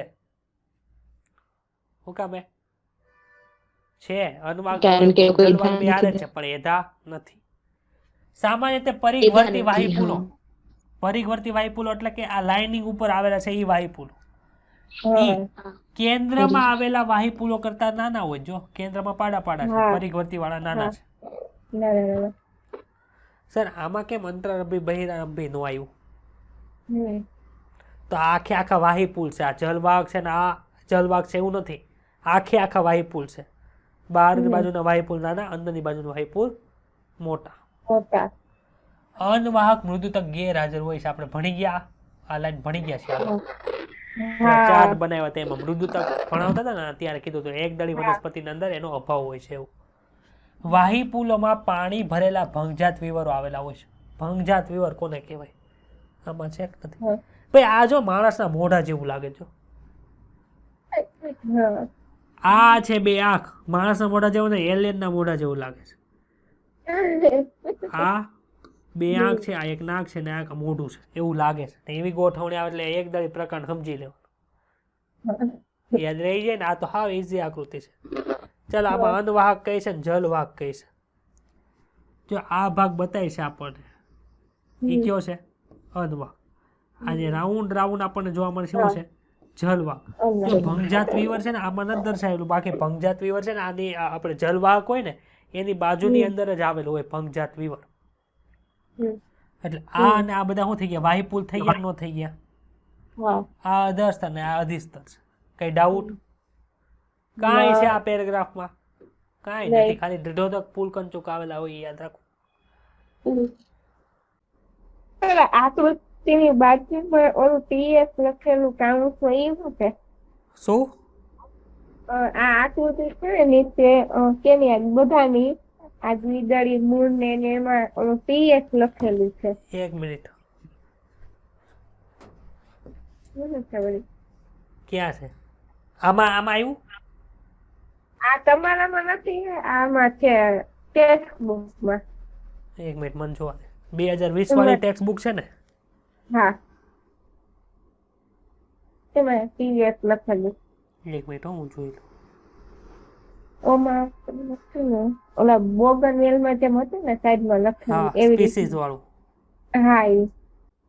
કેવા છે? મૂળમાં છે હા, તો ટીએસ. બધી ટીએસ ને? હા ટીએચ. ટીએસ એટલે ટ્રાન્સફર સેક્શન્સ કીધું તું, આડો છેદ. હા બરાબર. Transfer section. હું પીએચ આમાં તો મેં કહું આમાં પીએચ ક્યાંથી આવી? ના ના ટીએચ. ટીએસ એટલે ટ્રાન્સફર સેક્શન થાય. હાલો ભાઈ, પાંદડાને હવે જોવાનું છે આપણે. મૂળને કાપી કોપીને હરખું કરી નાખ્યું, પ્રકારને કાપી કોપીને કરી નાખ્યું હરખું. હવે પાંદડાની વાળી. પાંદડાને મૂકવાનું નથી. નથી. પાંદડાને ડિસેક્શન કર્યું. હવે આ પાંદડાને ડિસેક્શન કર્યું ને તેમાં થાય છે કેવું જો. તો શેરડીના પર્ણ જોયા હા કેવા હોય? પાડા પાડા જેવા હોય કે ન હોય? હા. પછી દ્વિદળીના પણ જો દાંત કાઢ્યા પાછા. જો બોલ પેન બિચારીના હાથમાં જ પડી ગયા, એટલા દાંત કાઢે. દ્વિદળીના પર્ણ હોય કેવા હોય? ના ના ના, આંબાનું પર્ણ હોય ને, સર આંબાનું એક પર્ણ. મિનિટ સર, પાડા જેવા થોડી હોય. કેળનું પાન કેવું હોય? કેળ જોઈ છે ને, કેળા ઉગે ઈ. હોય મોટું. પણ હા, પણ પછી હા તો એ તો તમે કંટાળો ન આવે એટલે થોડુંક તો દાંત કઢાવવા પડે. હા, તો દાંત કઢાવે એટલે થોડુંક ડોપામાઇન રિલીઝ થાય અને તમને થોડુંક સ્ટ્રેસ લેવલ ઘટી જાય. તમને આમાં ઇન્ટરેસ્ટ જાગે એટલે પાડા ને એવું બોલવું પડે મારે. હવે મેડિકલ ટર્મિનોલોજી વાળું શરૂ કર્યું હોય તો આ બેઠા બેઠા આમાં નામ બોલી ત્યારે સામું જોવે એવું થાય. પછી અહીંથી તું આમ ચોક મારું ન્યાય તમને વાગી જાય એવું તો થવાનું નથી. લાઈવ ક્લાસ ની અંદર ચોક ઘા કરે, ચોક ઊભો પણ થા, નથી સર. કા ડસ્ટર ઘા કરે, ઊભો થાય એમ કહેવાનું. કે સાહેબ ની બાજુમાં આવીને હું આરે ભાઈ કોના સપનામાં ખોવાઈ ગયા એમ કે સાહેબ. આ તો કહેવાય નહીં, તમને હલબલાવાય હું આવીનો હકું જાગો જાગો એમ. એટલે 360 નું વેઇટેજ મારી પાસે છે. હરખું ન ભણાવતા એમ કે આ ભણાવતા નથી, નીટમાં માર્ક આવતા નથી. પણ એને ખબર ન હોય ને, વાંચતા ન હોય, ઘરે જ માર્ક નથી આવતા એમ. ચાલો પાંદડાની ઉપર આવીએ. દ્વિદળીના પર્ણ, માનો કે આંબો છે, એનું પર્ણ આપણને આ રીતનું જોવા મળે. એની સાપેક્ષમાં કેળનું પાન કેવડું હોય? તો કે સર કેળનું પાન તો એટલું મોટું હોય કે ન હોય? એટલું મોટું હા હોય. હા. શેરડી હોય તો શેરડીના પર્ણ આપણને એટલા લાંબા લાંબા જોવા મળે. અહીંયા શેરડી હોય ને તો હોય. આવું જોયું? હા. અમે શેરડી ખાવામાંથી નૈવરા થાય તો શેરડીના પર્ણ ઉપર નિરીક્ષણ કરીએ ને. અમે અત્યાર સુધી તો ના ના ના ના એટલે અમને ખબર નથી પડતી. પણ અમને હવે શેરડી ખાવ ત્યારે જોજો. હવે શેરડી વાળા જે શેરડી લાવીએ ને, ત્યાંથી શેરડી લાવીએ ને ન્યા હોય. કેમ કે ઘરે આવે તો એટલા કટકા આવ્યા હોય, ત્યાં તો હોય નહીં કાંઈ. ચાલો હવે જે દ્વિદળીના પર્ણ છે એની અંદર કેવું જોવા મળે? એટલે ટૂંકમાં અત્યારે બે વસ્તુ ખબર પડી ને. દ્વિદળી પર્ણ કેવા હોય? નાના મોટા? એકદળીના પર્ણ મોટા. પૃષ્ઠવક્ષીય પર્ણ એટલે શું? પૃષ્ઠ બાજુ અને વક્ષ બાજુ અલગ અલગ હોય એવા પર્ણને પૃષ્ઠવક્ષીય પર્ણ કહેવાય. સમદ્વિપાર્શ્વ પર્ણ એટલે કેવી થાય? બે બાજુ હરખી થાય. હવે જો આપણા નાના પર્ણ છે એ આવા હોય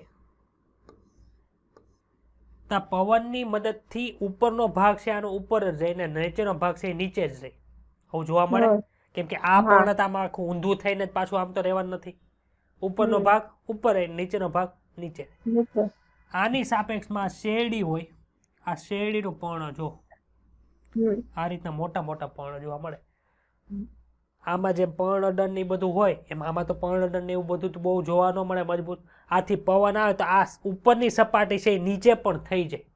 ને નીચેની સપાટી છે એ ઉપર થઈ જાય. હવે પર્ણના અધિસ્તરની અંદર શું આવેલું હોય તો કે સાહેબ પર્ણના અધિસ્તરની અંદર તો વાયુરંધ્ર આવેલા હોય. વાયુરંધ્ર શું કામ કરે? પાણીની વરાળને બહાર જવા દે. જવા દે કે ન જવા દે? હવે આમાં જો ઉપરનો ભાગ છે એ ઉપર જ રહેવાનો છે, નીચેનો ભાગ છે નીચે જ રહેવાનો છે. આથી ઉપરની સપાટી ઉપર પર્ણરંધ્ર કેવા હોય? ઓછા હોય, અને નીચેની સપાટી એ વધુ હોય. શું કામ આવું કર્યું તો કે સાહેબ બાષ્પોત્સર્જન ઓછું થાય.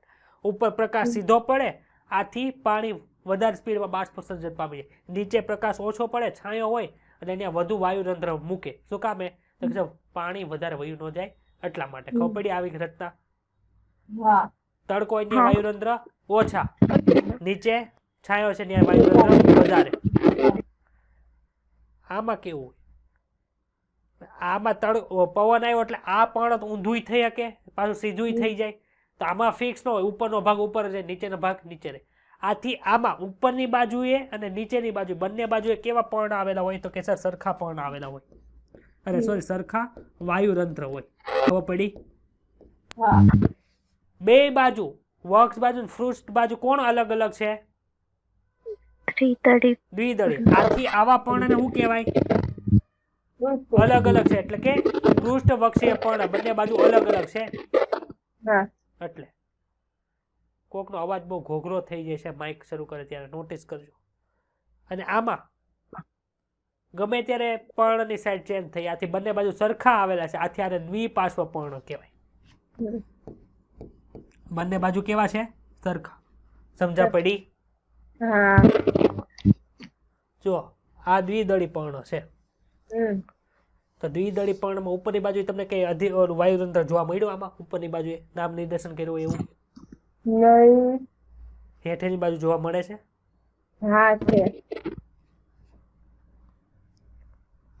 આમાં જો ઉપરની બાજુ છે વાયુરંધ્ર, અહીંયા લીલું બ્લેક સ્પોટ, અહીંયા છે.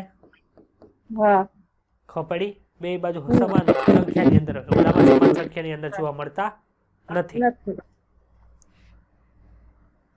ચાલો આપણે કોની વાત કરીએ પેલા? દ્વિદળી પણ.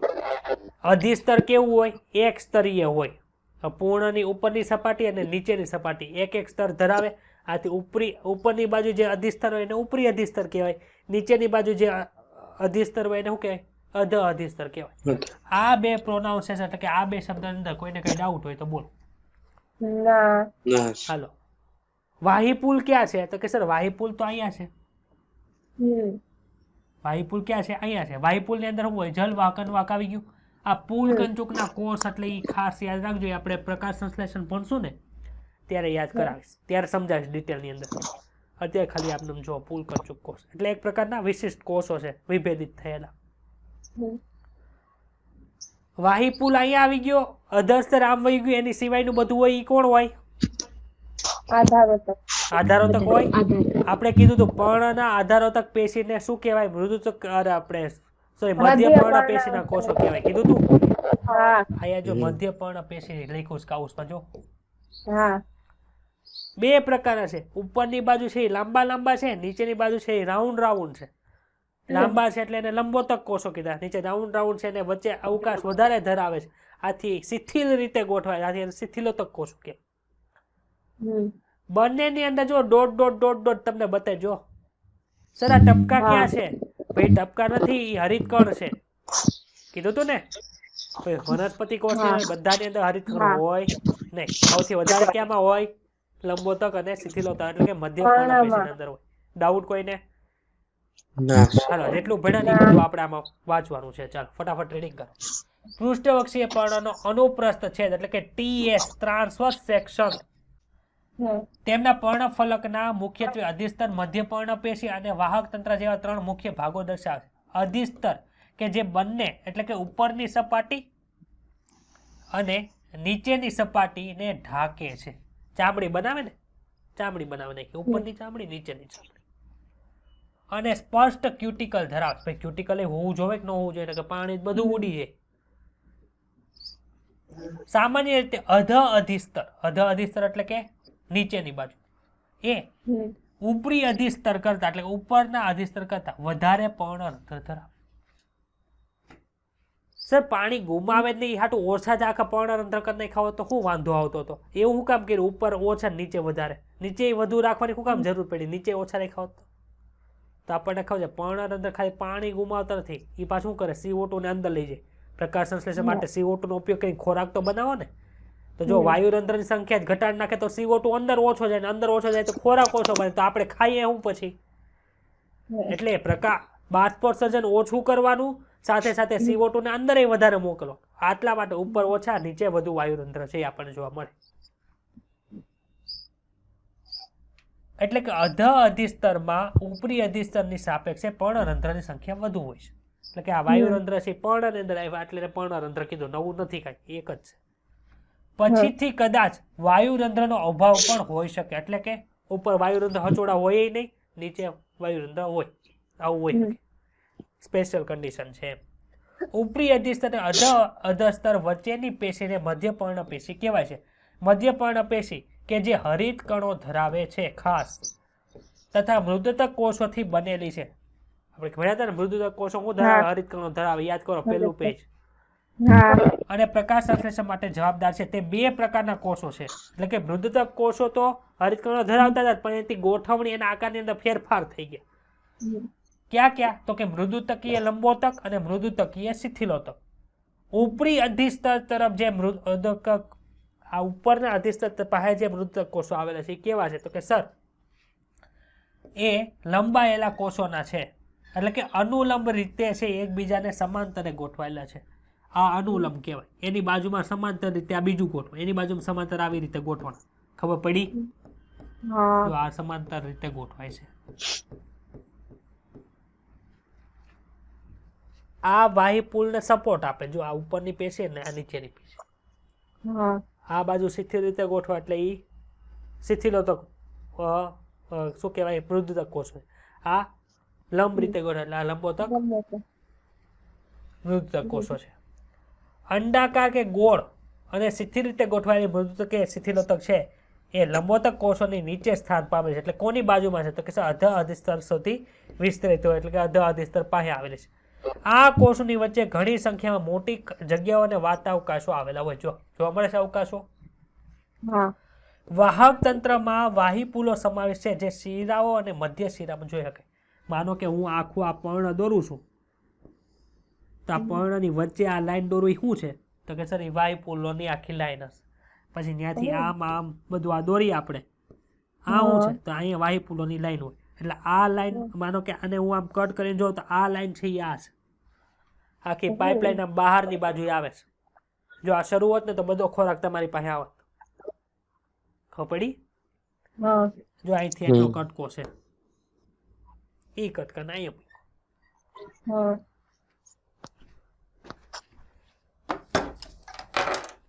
ભાઈ આ પાંદડું છે મારું,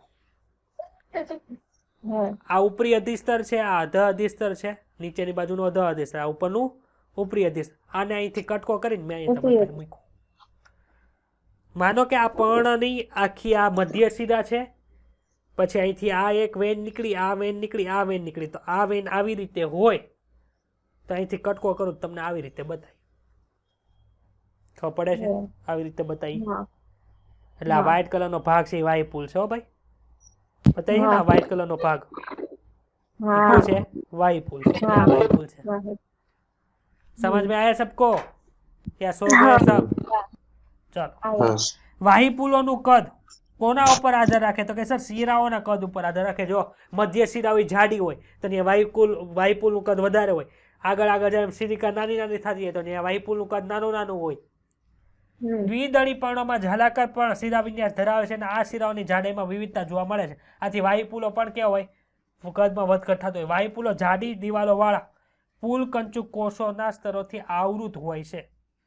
જાડી દિવાલ ધરાવે છે. સામાન્ય રીતે પતલી દિવાલ હોય પણ આમાં જાડી દિવાલ થઈ ગઈ. એની અંદર જે ઉત્સેચકો આવે છે આપણે બધા ભણશું, એ અલગ અલગ થઈ ગયા એટલે કોષ છે બીજા કરતા અલગ પડી ગયા છે. નવું નામ આવે. કયું કોષ? પુલ કંચુક કોષ. પુલ કંચુક કોષ છે અમુક દ્વિદળી વનસ્પતિમાં આપણને જોવા મળે. આ આકૃતિ જોઈને વાહિપુલમાં જલવાક પેશીનું સ્થાન શોધો. આમાં જલવાક પેશી કઈ બાજુ છે કયો તો? જલવાહક પેશી કઈ બાજુ જોવા મળે છે? વચ્ચે બોલો બોલો. વચ્ચે એ હવે તમારે ગોતવાનું, હું નહીં કહું. ચાલો ભાઈ, આમાં જો મોઢા વાળું આવ્યું જો, હા એટલે એક દળી. હા હવે જો આમાં છે ને લંબોતક કોષ નથી, હા એ એક અપવાદ. એટલે કે ડિફરન્સ છે દ્વિદળી અને એક દળીમાં. આમાં બધા છે એ કેવા છે તો કે સર ગોળ ગોળ જ છે, એ રીતે જ ગોઠવાયેલા આપણને જોવા મળે છે. પછી જો આમાં ઉપરી અધિસ્તર અને નીચે અધ અધિસ્તર તરફ આપણને સમાન રીતે વાયુરંધ્ર જોવા મળે. આ છે દ્વિપાર્શ્વપર્ણ કીધું. પછી ધ અધિસ્તર અમને સર ખબર છે, આ ઉપરી અધિસ્તર પણ ખબર છે, જલવાહક પણ ખબર છે, જલવાહક પેશી અહીંયા છે. મધ્યપર્ણ પેશી એટલે કે જે હરિતકણ ધરાવે છે એ આપણને ખબર છે.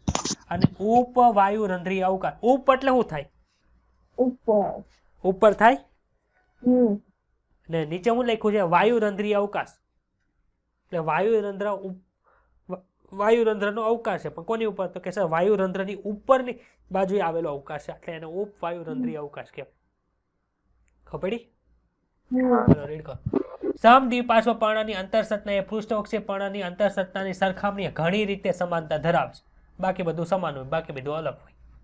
તે નીચે મુજબના તફાવતો છે. ક્યાં કહેતો કે સમદ્વિપાર્શ્વપર્ણમાં પર્ણરંધ્રો એ અધિસ્તરની બંને સપાટી પર આવેલા હોય છે, એટલે કે લગભગ સરખા હોય છે. મધ્યપર્ણ પેશી એ મૃદુતકીય, લંબોતક અને શિથિલકોમાં વિભાજિત થયેલી હોતી નથી. આ નથી લખ્યું છે. તૃણમાં ઉપરી અધિસ્તરની અંદર ઘણી વખત આવા કોષો જોવા મળે, આવા શીંગડા જેવા. કેવા? શીંગડું હોય ને, કઈ બાજુ? ઉપરની બાજુ કે નીચેની બાજુ? મને કે આપણે ભણ્યા કે નહીં, દ્વિદળી કરતા એક દળીય પર્ણ લાંબા લાંબા હોય. લાંબા લાંબા હોય એટલે સંપર્ક ક્ષેત્રફળ, સંપર્ક સપાટીનું ક્ષેત્રફળ વધી જાય. સંપર્ક સપાટીનું ક્ષેત્રફળ છે વધી જાય અને પાણી ગુમાવવાની શક્યતા પણ વધી જાય. પાણી ગુમાવે ક્યારે તો કે સર વાતાવરણની અંદર પાણી ઓછું, એટલે કે ભેજનું પ્રમાણ ઓછું હોય, એટલે વનસ્પતિમાંથી શું કરશે તો કે સર પાણી ખેંચવા મળશે. હવે વનસ્પતિમાંથી પાણી ખેંચવા મળે એટલે શું કરવું? એને બચાવવું પડે. ક્યુટિકલ તો આવેલું હોય તો એ પણ ખેંચી જાય તો શું કરવાનું? તો એમાં સ્પેસિફાઈડ સેલ આવેલા હોય છે, જેને બુલીફોર્મ સેલ કહેવાય. કેવા કહેવાય? બુલીફોર્મનું ગુજરાતી જો તમારી સામે છે, મળે તો ગોતો તો. એટલે કે જ્યારે ભેજ વાતાવરણની અંદર ઓછો હોય ત્યારે આવા બધા કોષો છે શું કરશે તો કે પાણી સોર્સ ગુમાવી દે. આવા બધા પાણી ગુમાવી દે એટલે કે આ કેવા થઈ જાય? પતલા પતલા થઈ જાય. એટલે આખું પર્ણ છે ને આખું ગોળ ગોળ વીંટાઈ જાય. જો આ રીતનું પર્ણ થઈ જાય, જે આવું હોય ને. હવે આવું થઈ ગયું એટલે શું થઈ ગયું? અંદર તો સંપર્ક સપાટી ક્ષેત્રફળ ઘટી ગયું, એટલે પાણી જઈ શકે નહીં. બરોબર. તૃણમાં ઉપરી અધિસ્તરમાં શિરાઓ સાથે સંકળાયેલા અધિસ્તરના સહિતના દેશોમાં કેટલાક કોષો મોટા હોય, ખાલી હોય અને રંગવિહીન કોષોમાં આપમેળે રૂપાંતરિત થાય, જેને ભેજગ્રાહી કોષો કહેવાય. જ્યાં શીંગડા જેવા બતાવે છે, દોયરા છે મેં. જ્યારે પણ ભેજગ્રાહી કોષો ધરાવે ત્યારે ભેજયુક્ત વાતાવરણમાં તેઓ તો પાણીનું શોષણ કરીને આસુન રહેલ હોય છે. એટલે કે આસુન એટલે કેવા? તાજા માજા હોય એને આસુન કહેવાય. અને કોકે બે ત્રણ લાફા મારી દીધા હોય ને આખું કેમ આમ બેઠો હોય એમ નિમાઈ ગયેલો, એટલે કે એને કઈ મૂળ ન હોય એવા થઈ જાય, એને કેવા કહેવાય? રસ નિસંકોચન પામેલા કોષ. એટલે કે એમાંથી પાણી બધું બહાર આવી ગયું. 11મા ચેપ્ટરમાં ભણાવીશ. એટલે કે પાણીનું શોષણ કરી ખાઈ પીને તાજા માજા થયેલા હોય છે. અને પર્ણની સપાટીને કેવી રાખે? ખુલ્લી રાખે. આવી કન્ડિશન એ. કન્ડિશન બી ની અંદર શું થાય છે? જ્યારે શુષ્ક વાતાવરણમાં એટલે કે જલતાણ હોય, માનો કે પાણી નથી, ત્યારે શું થાય છે? તેઓ પાણી ગુમાવી દે. આ પાણી ગુમાવી દે એટલે ઢીલા ધબ થઈ જાય. અને પાણીનો વ્યય અટકાવવા માટે પર્ણને અંદરની તરફ વીંટાળવામાં સહાય કરે છે. આવી રીતે વીંટાળી એટલે શું થાય? સંપર્ક સપાટીનું ક્ષેત્રફળ ઘટી જાય, પાણીનો વ્યય બચી જાય. એક દળી પર્ણમાં સમાંતર શિરા વિન્યાસ એક સરખા કદના વાહી પુલો ધરાવે છે. ઓલામાં કેવા હતા? એક સરખા હતા નહીં, અલગ અલગ કદના હતા. ને તે પાછા કેવાય છે પર્ણના લંબરૂપ છેદની અંદર જોઈ શકાય છે. આ પર્ણના લંબરૂપ છેદ છે, એમાં જોવા મળે તમને વાહીપુલ? ચાલો આમાં કોઈને કઈ ડાઉટ છે? અહીં આપણને અનુવાહક જોવા મળે છે, આ બધી આપણને જોવા મળે છે જલવાહક છે. ક્લિયર? આપણે આ ચેપ્ટરમાં 3 વસ્તુ ટૂંકમાં ભણવાની હતી. પેલું હતું જનરલ ફંક્શન બધા, એટલે કે જનરલ બધા ફીચર હતા એ. બીજું કયું હતું તો કે મૂળ પ્રકાર પણ એકદળી દ્વિદળીના કટ કરીને શું જોવા મળતું હતું ઈ. હવે આ જે ટોપિક આવે છે સ્પેસિફિકલી દ્વિદળી વનસ્પતિ માટે લાગુ પડે, એકદળી વનસ્પતિમાં લાગુ પડતો નથી, કેમ કે હવે એધા જ નથી. એધા નથી એટલે ત્યાં કોષ વિભાજન થશે નહીં, કોષ વિભાજન થશે ને એટલે કે દ્વિતીય વૃદ્ધિ જોવા મળશે નહીં. ચાલો એની હવે ચર્ચા વિચારણા થોડીક કરીએ. દ્વિતીય વૃદ્ધિ કઈ કઈ જગ્યાએ જોવા મળે? મૂળમાં જોવા મળે દ્વિદળીના? હા. દ્વિદળી પ્રકારની અંદર જોવા મળે? હા. તેની વસ્તુ અહીંયા આપણને આપેલી છે.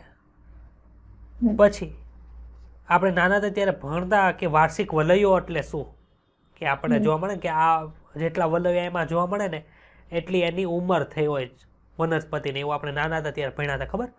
માનો કે તમને એવું કહેવામાં આવે કે આ એક છે, આ પ્રકાર છે, એને તમે કળ કર્યું છે તો એક વલય, બીજું વલય, ત્રીજું વલય, આ વનસ્પતિની ઉંમર કેટલી તમે આ ગણો, 1 2 3 છે, આથી 3 વર્ષ આની ઉંમર હશે.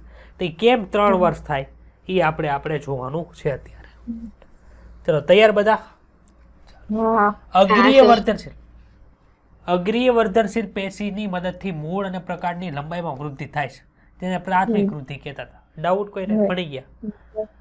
પ્રાથમિક વૃદ્ધિ પૂર્ણ થયા બાદ એટલે કે વનસ્પતિ અમુક ઊંચાઈ પ્રાપ્ત કરી જાય પછી એમાં વૃદ્ધિ તો શરૂ છે, પણ એની લંબાઈ પછી બહુ વધે નહીં. આંબો કોઈ 10 માળ જેટલો ઊંચો ન થાય. અમુક હોય 2 માળ 3 માળ 4 માળ એટલું બરોબર છે, પણ એનાથી ઊંચો જાય નહીં. તો ત્યાં સુધી પ્રાથમિક વૃદ્ધિ પૂર્ણ થઈ ગઈ. હવે શું થાય છે? મુખ્યત્વે દ્વિદળી વનસ્પતિનો ઘેરાવમાં વધારો થાય, એટલે કે એનો ઘેરાવ છે, થડનું જે ક્ષેત્રફળ છે એ હવે વધવા મળે, એટલે કે એની પરિઘ વિસ્તાર છે એ વધવા મળે છે. ઘેરાવામાં થતા આ વધારાને દ્વિતીય વૃદ્ધિ કહેવાય. અને દ્વિતીય વૃદ્ધિમાં 2 પ્રકારની પાર્શ્વીય વર્ધનશીલ પેશીઓ ભાગ લે છે. આપણે ભણીએ અગ્રીય વર્ધનશીલ પેશી અને પાર્શ્વીય વર્ધનશીલ પેશી. અગ્રીય વર્ધનશીલ પેશી છે એ અગ્રીય સ્થાનોએ આવેલી હતી અને આ પાર્શ્વીય વર્ધનશીલ પેશી એ ઘેરાવા માટે, વધારા કરવા માટે પુખ્ત અંગોની વચ્ચે આવેલી હતી. કઈ કઈ જગ્યાએ 2?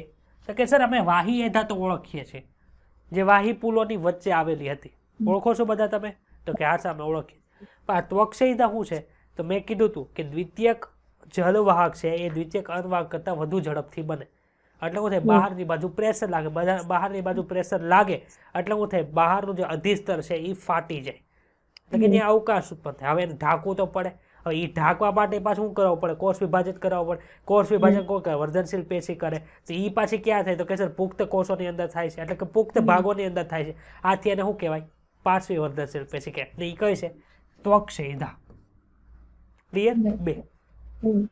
ચાલો પહેલા આપણે વાહી એધાની ચર્ચા વિચારણા કરશું, પછી ત્વક્ષયિતાની વાતો કરશું. ચાલો વાહી એધા એટલે શું? તો કે સર આવું તો અમે વાહી પુલ નાના હતા ત્યારથી દોરીએ છીએ, એટલે કે 15 દિવસથી તો દોરીએ જ છીએ. એટલે તમે ત્યારે 15 દિવસ તો નાના હતા ને, 15 દિવસ તો નાના હતા, ત્યાં 15 દિવસ મોટા થઈ ગયા. આ વાહી પુલ છે. બહારની બાજુએ જલવાહક હોય, અન્વાહક હોય, અંદરની બાજુએ જલવાહક હોય, વચ્ચે આ જોવા મળે છે તે એધા છે. આવું બીજું વાહી પુલ હોય કે ન હોય? ના હોય ને. એટલે આ બાજુ સાઈડમાં હોય ને, હા, વલયની અંદર ગોઠવાયેલા હોય. ભણ્યા હતા આપણે. હા. આ શું છે? એધા. વાહી એધા. એધા જ છે, એટલે કોષ વિભાજન પામતી પેશી છે, પણ વાહી પુલ વચ્ચે આવી એટલે એને વાહી એધા કીધું. આ શું છે? એધા. અને વચ્ચે જે આવા કોષો હતા એને શું કહેતા હતા? મને કહો તો. મજ્જા કિરણો. બરોબર. એક પ્રકારના મૃદુતક કોષો છે. હવે શું થાય? અહીંથી અહીંયા જે કોષો ઉમેરાશે નીચેની બાજુ એ તો દ્વિતીયક જલવાહક બનાવશે. હા સર બનાવશે ને. પણ અહીંયા ઉપરની બાજુ જે આવશે એ દ્વિતીયક અન્વાહક હશે. હા સર હશે ને.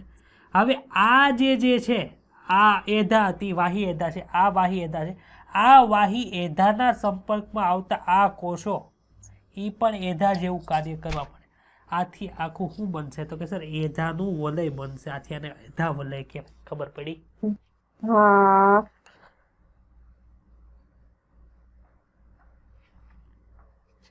અહીંયા જો વાહી એધા લખી એટલે ખબર પડી ને વાહી એધા કોને કહેવાય. હા. અહીંયા જો આ આંતરપુલીય એધા એટલે શું?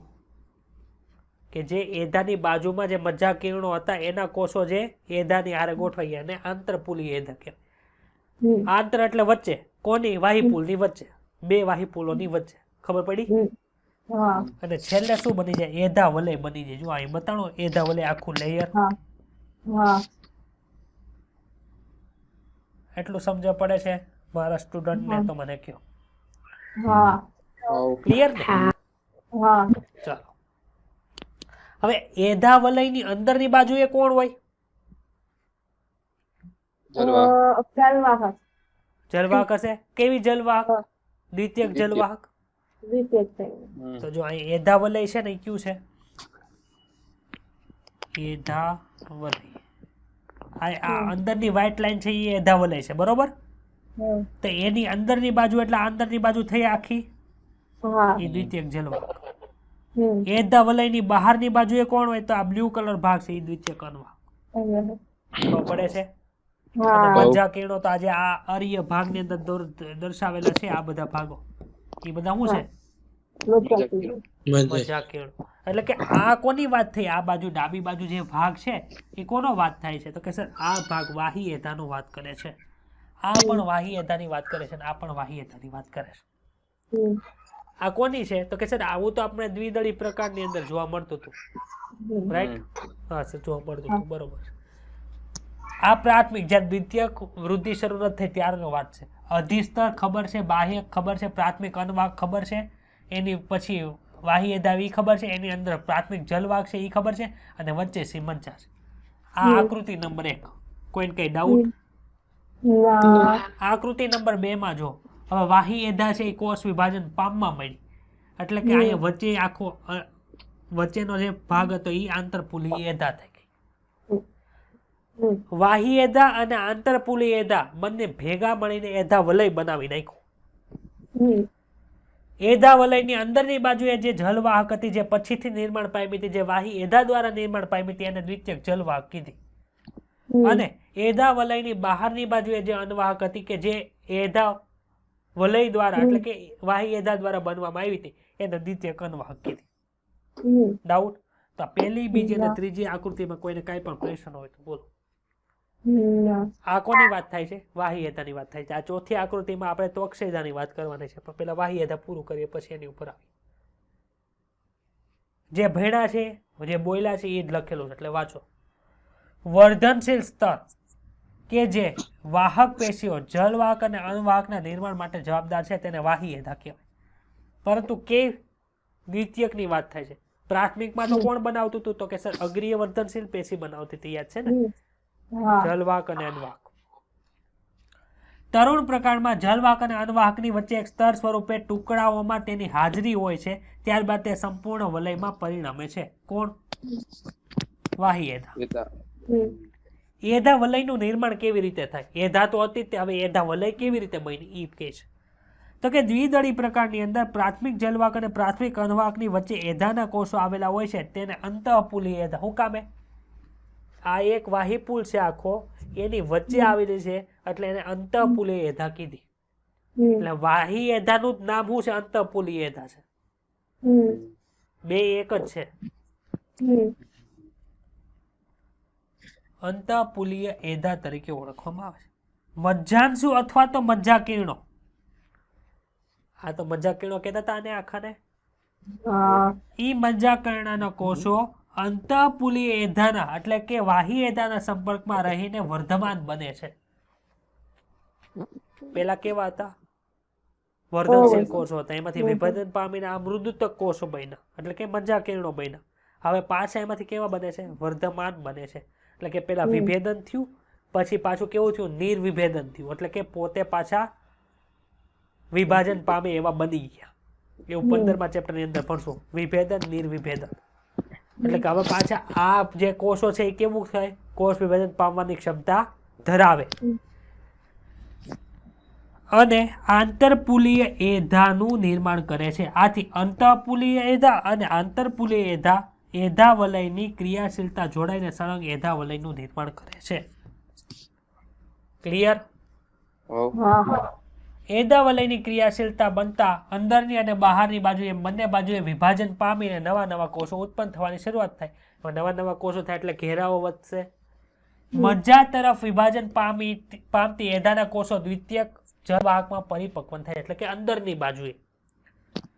પરિઘવર્તી એદા એટલે કે બહારની બાજુએ કોષો છે દ્વિતીયક અન્નવાહકમાં પરિપક્વન પામે છે.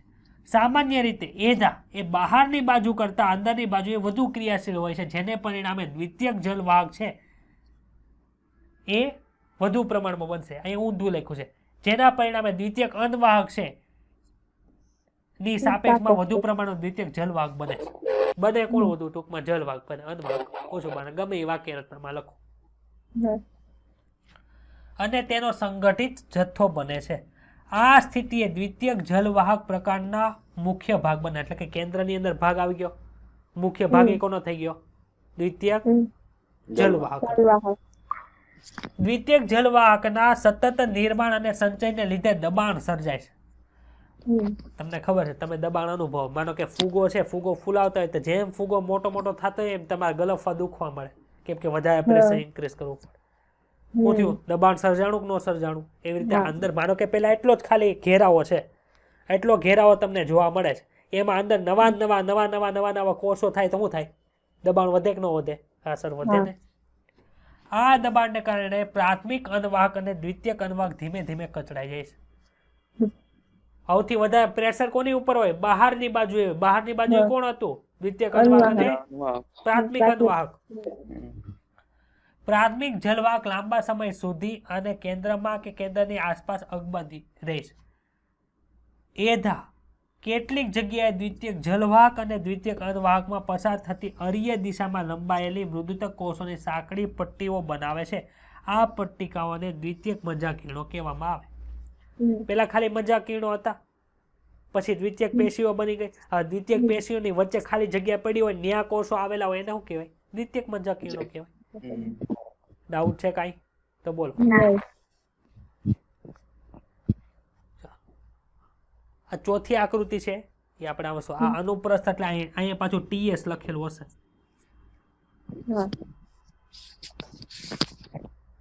ચાલો, વસંત કાષ્ટ અને શરદ કાષ્ટ. વસંત ઋતુ ક્યારે આવે?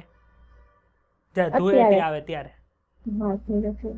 ધૂળેટી આવે ત્યારે આપણે ખુશ હોય વધારે, થોડુંક હવે ઠંડી ઠંડી ઓછી થવા મળી હોય, પંખાની જરૂર પડવા મળે, ધૂળેટી આવે, પાણીથી રમવાનું વધારે મજા આવે, એવી જે ઋતુ હોય એને વસંત કાષ્ટ કહેવાય. એટલે આપણે ગોદડામાં ઓઢેલે પડ્યા હોય એ હવે ગોદડું કાઢી અને દોડવાની શરૂઆત કરીએ આપણે.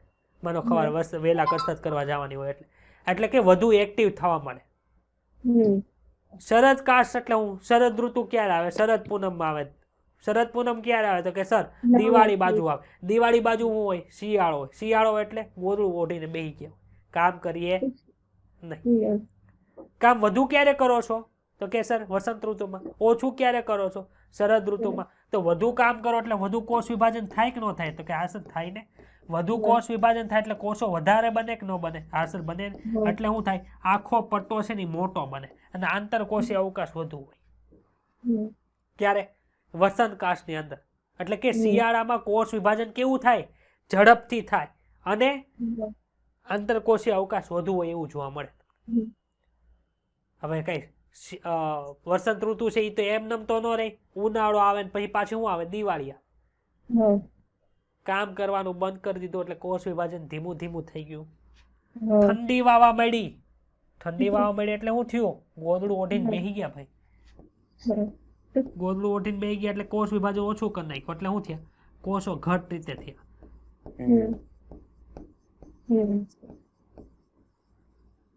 ખબર પડી? આંતરકોષીય અવકાશ ઓછો છે. હવે કે દિવાળી છે તો કઈ દરરોજ રહી નહીં એટલે પાછું શું આવે? વસંત ઋતુ આવે. વસંત ઋતુ આવે એટલે પાછું શું થયું? ગોદડાને મૂકો પડતા, હાલો કામે લાગો. ઘરેથી માર્યું પાડું ને કામે કરવા ગયા. પાછો કોષ વિભાજન ઝડપથી થવા માંડ્યું. આંતરકોષીય અવકાશ વધુ હોય એટલે પાછી દિવાળી આવી એટલે પાછો આવો પટ્ટો થાય. એટલે આ ખાલી એક લેયર બનાવી પણ હશે કેવું? આવું. આ લેયર એટલે કે આ કોષોનું લેયર આવી ગયું. એની ઉપર બ્લુ કલર આ કોષોનું લેયર આવ્યું.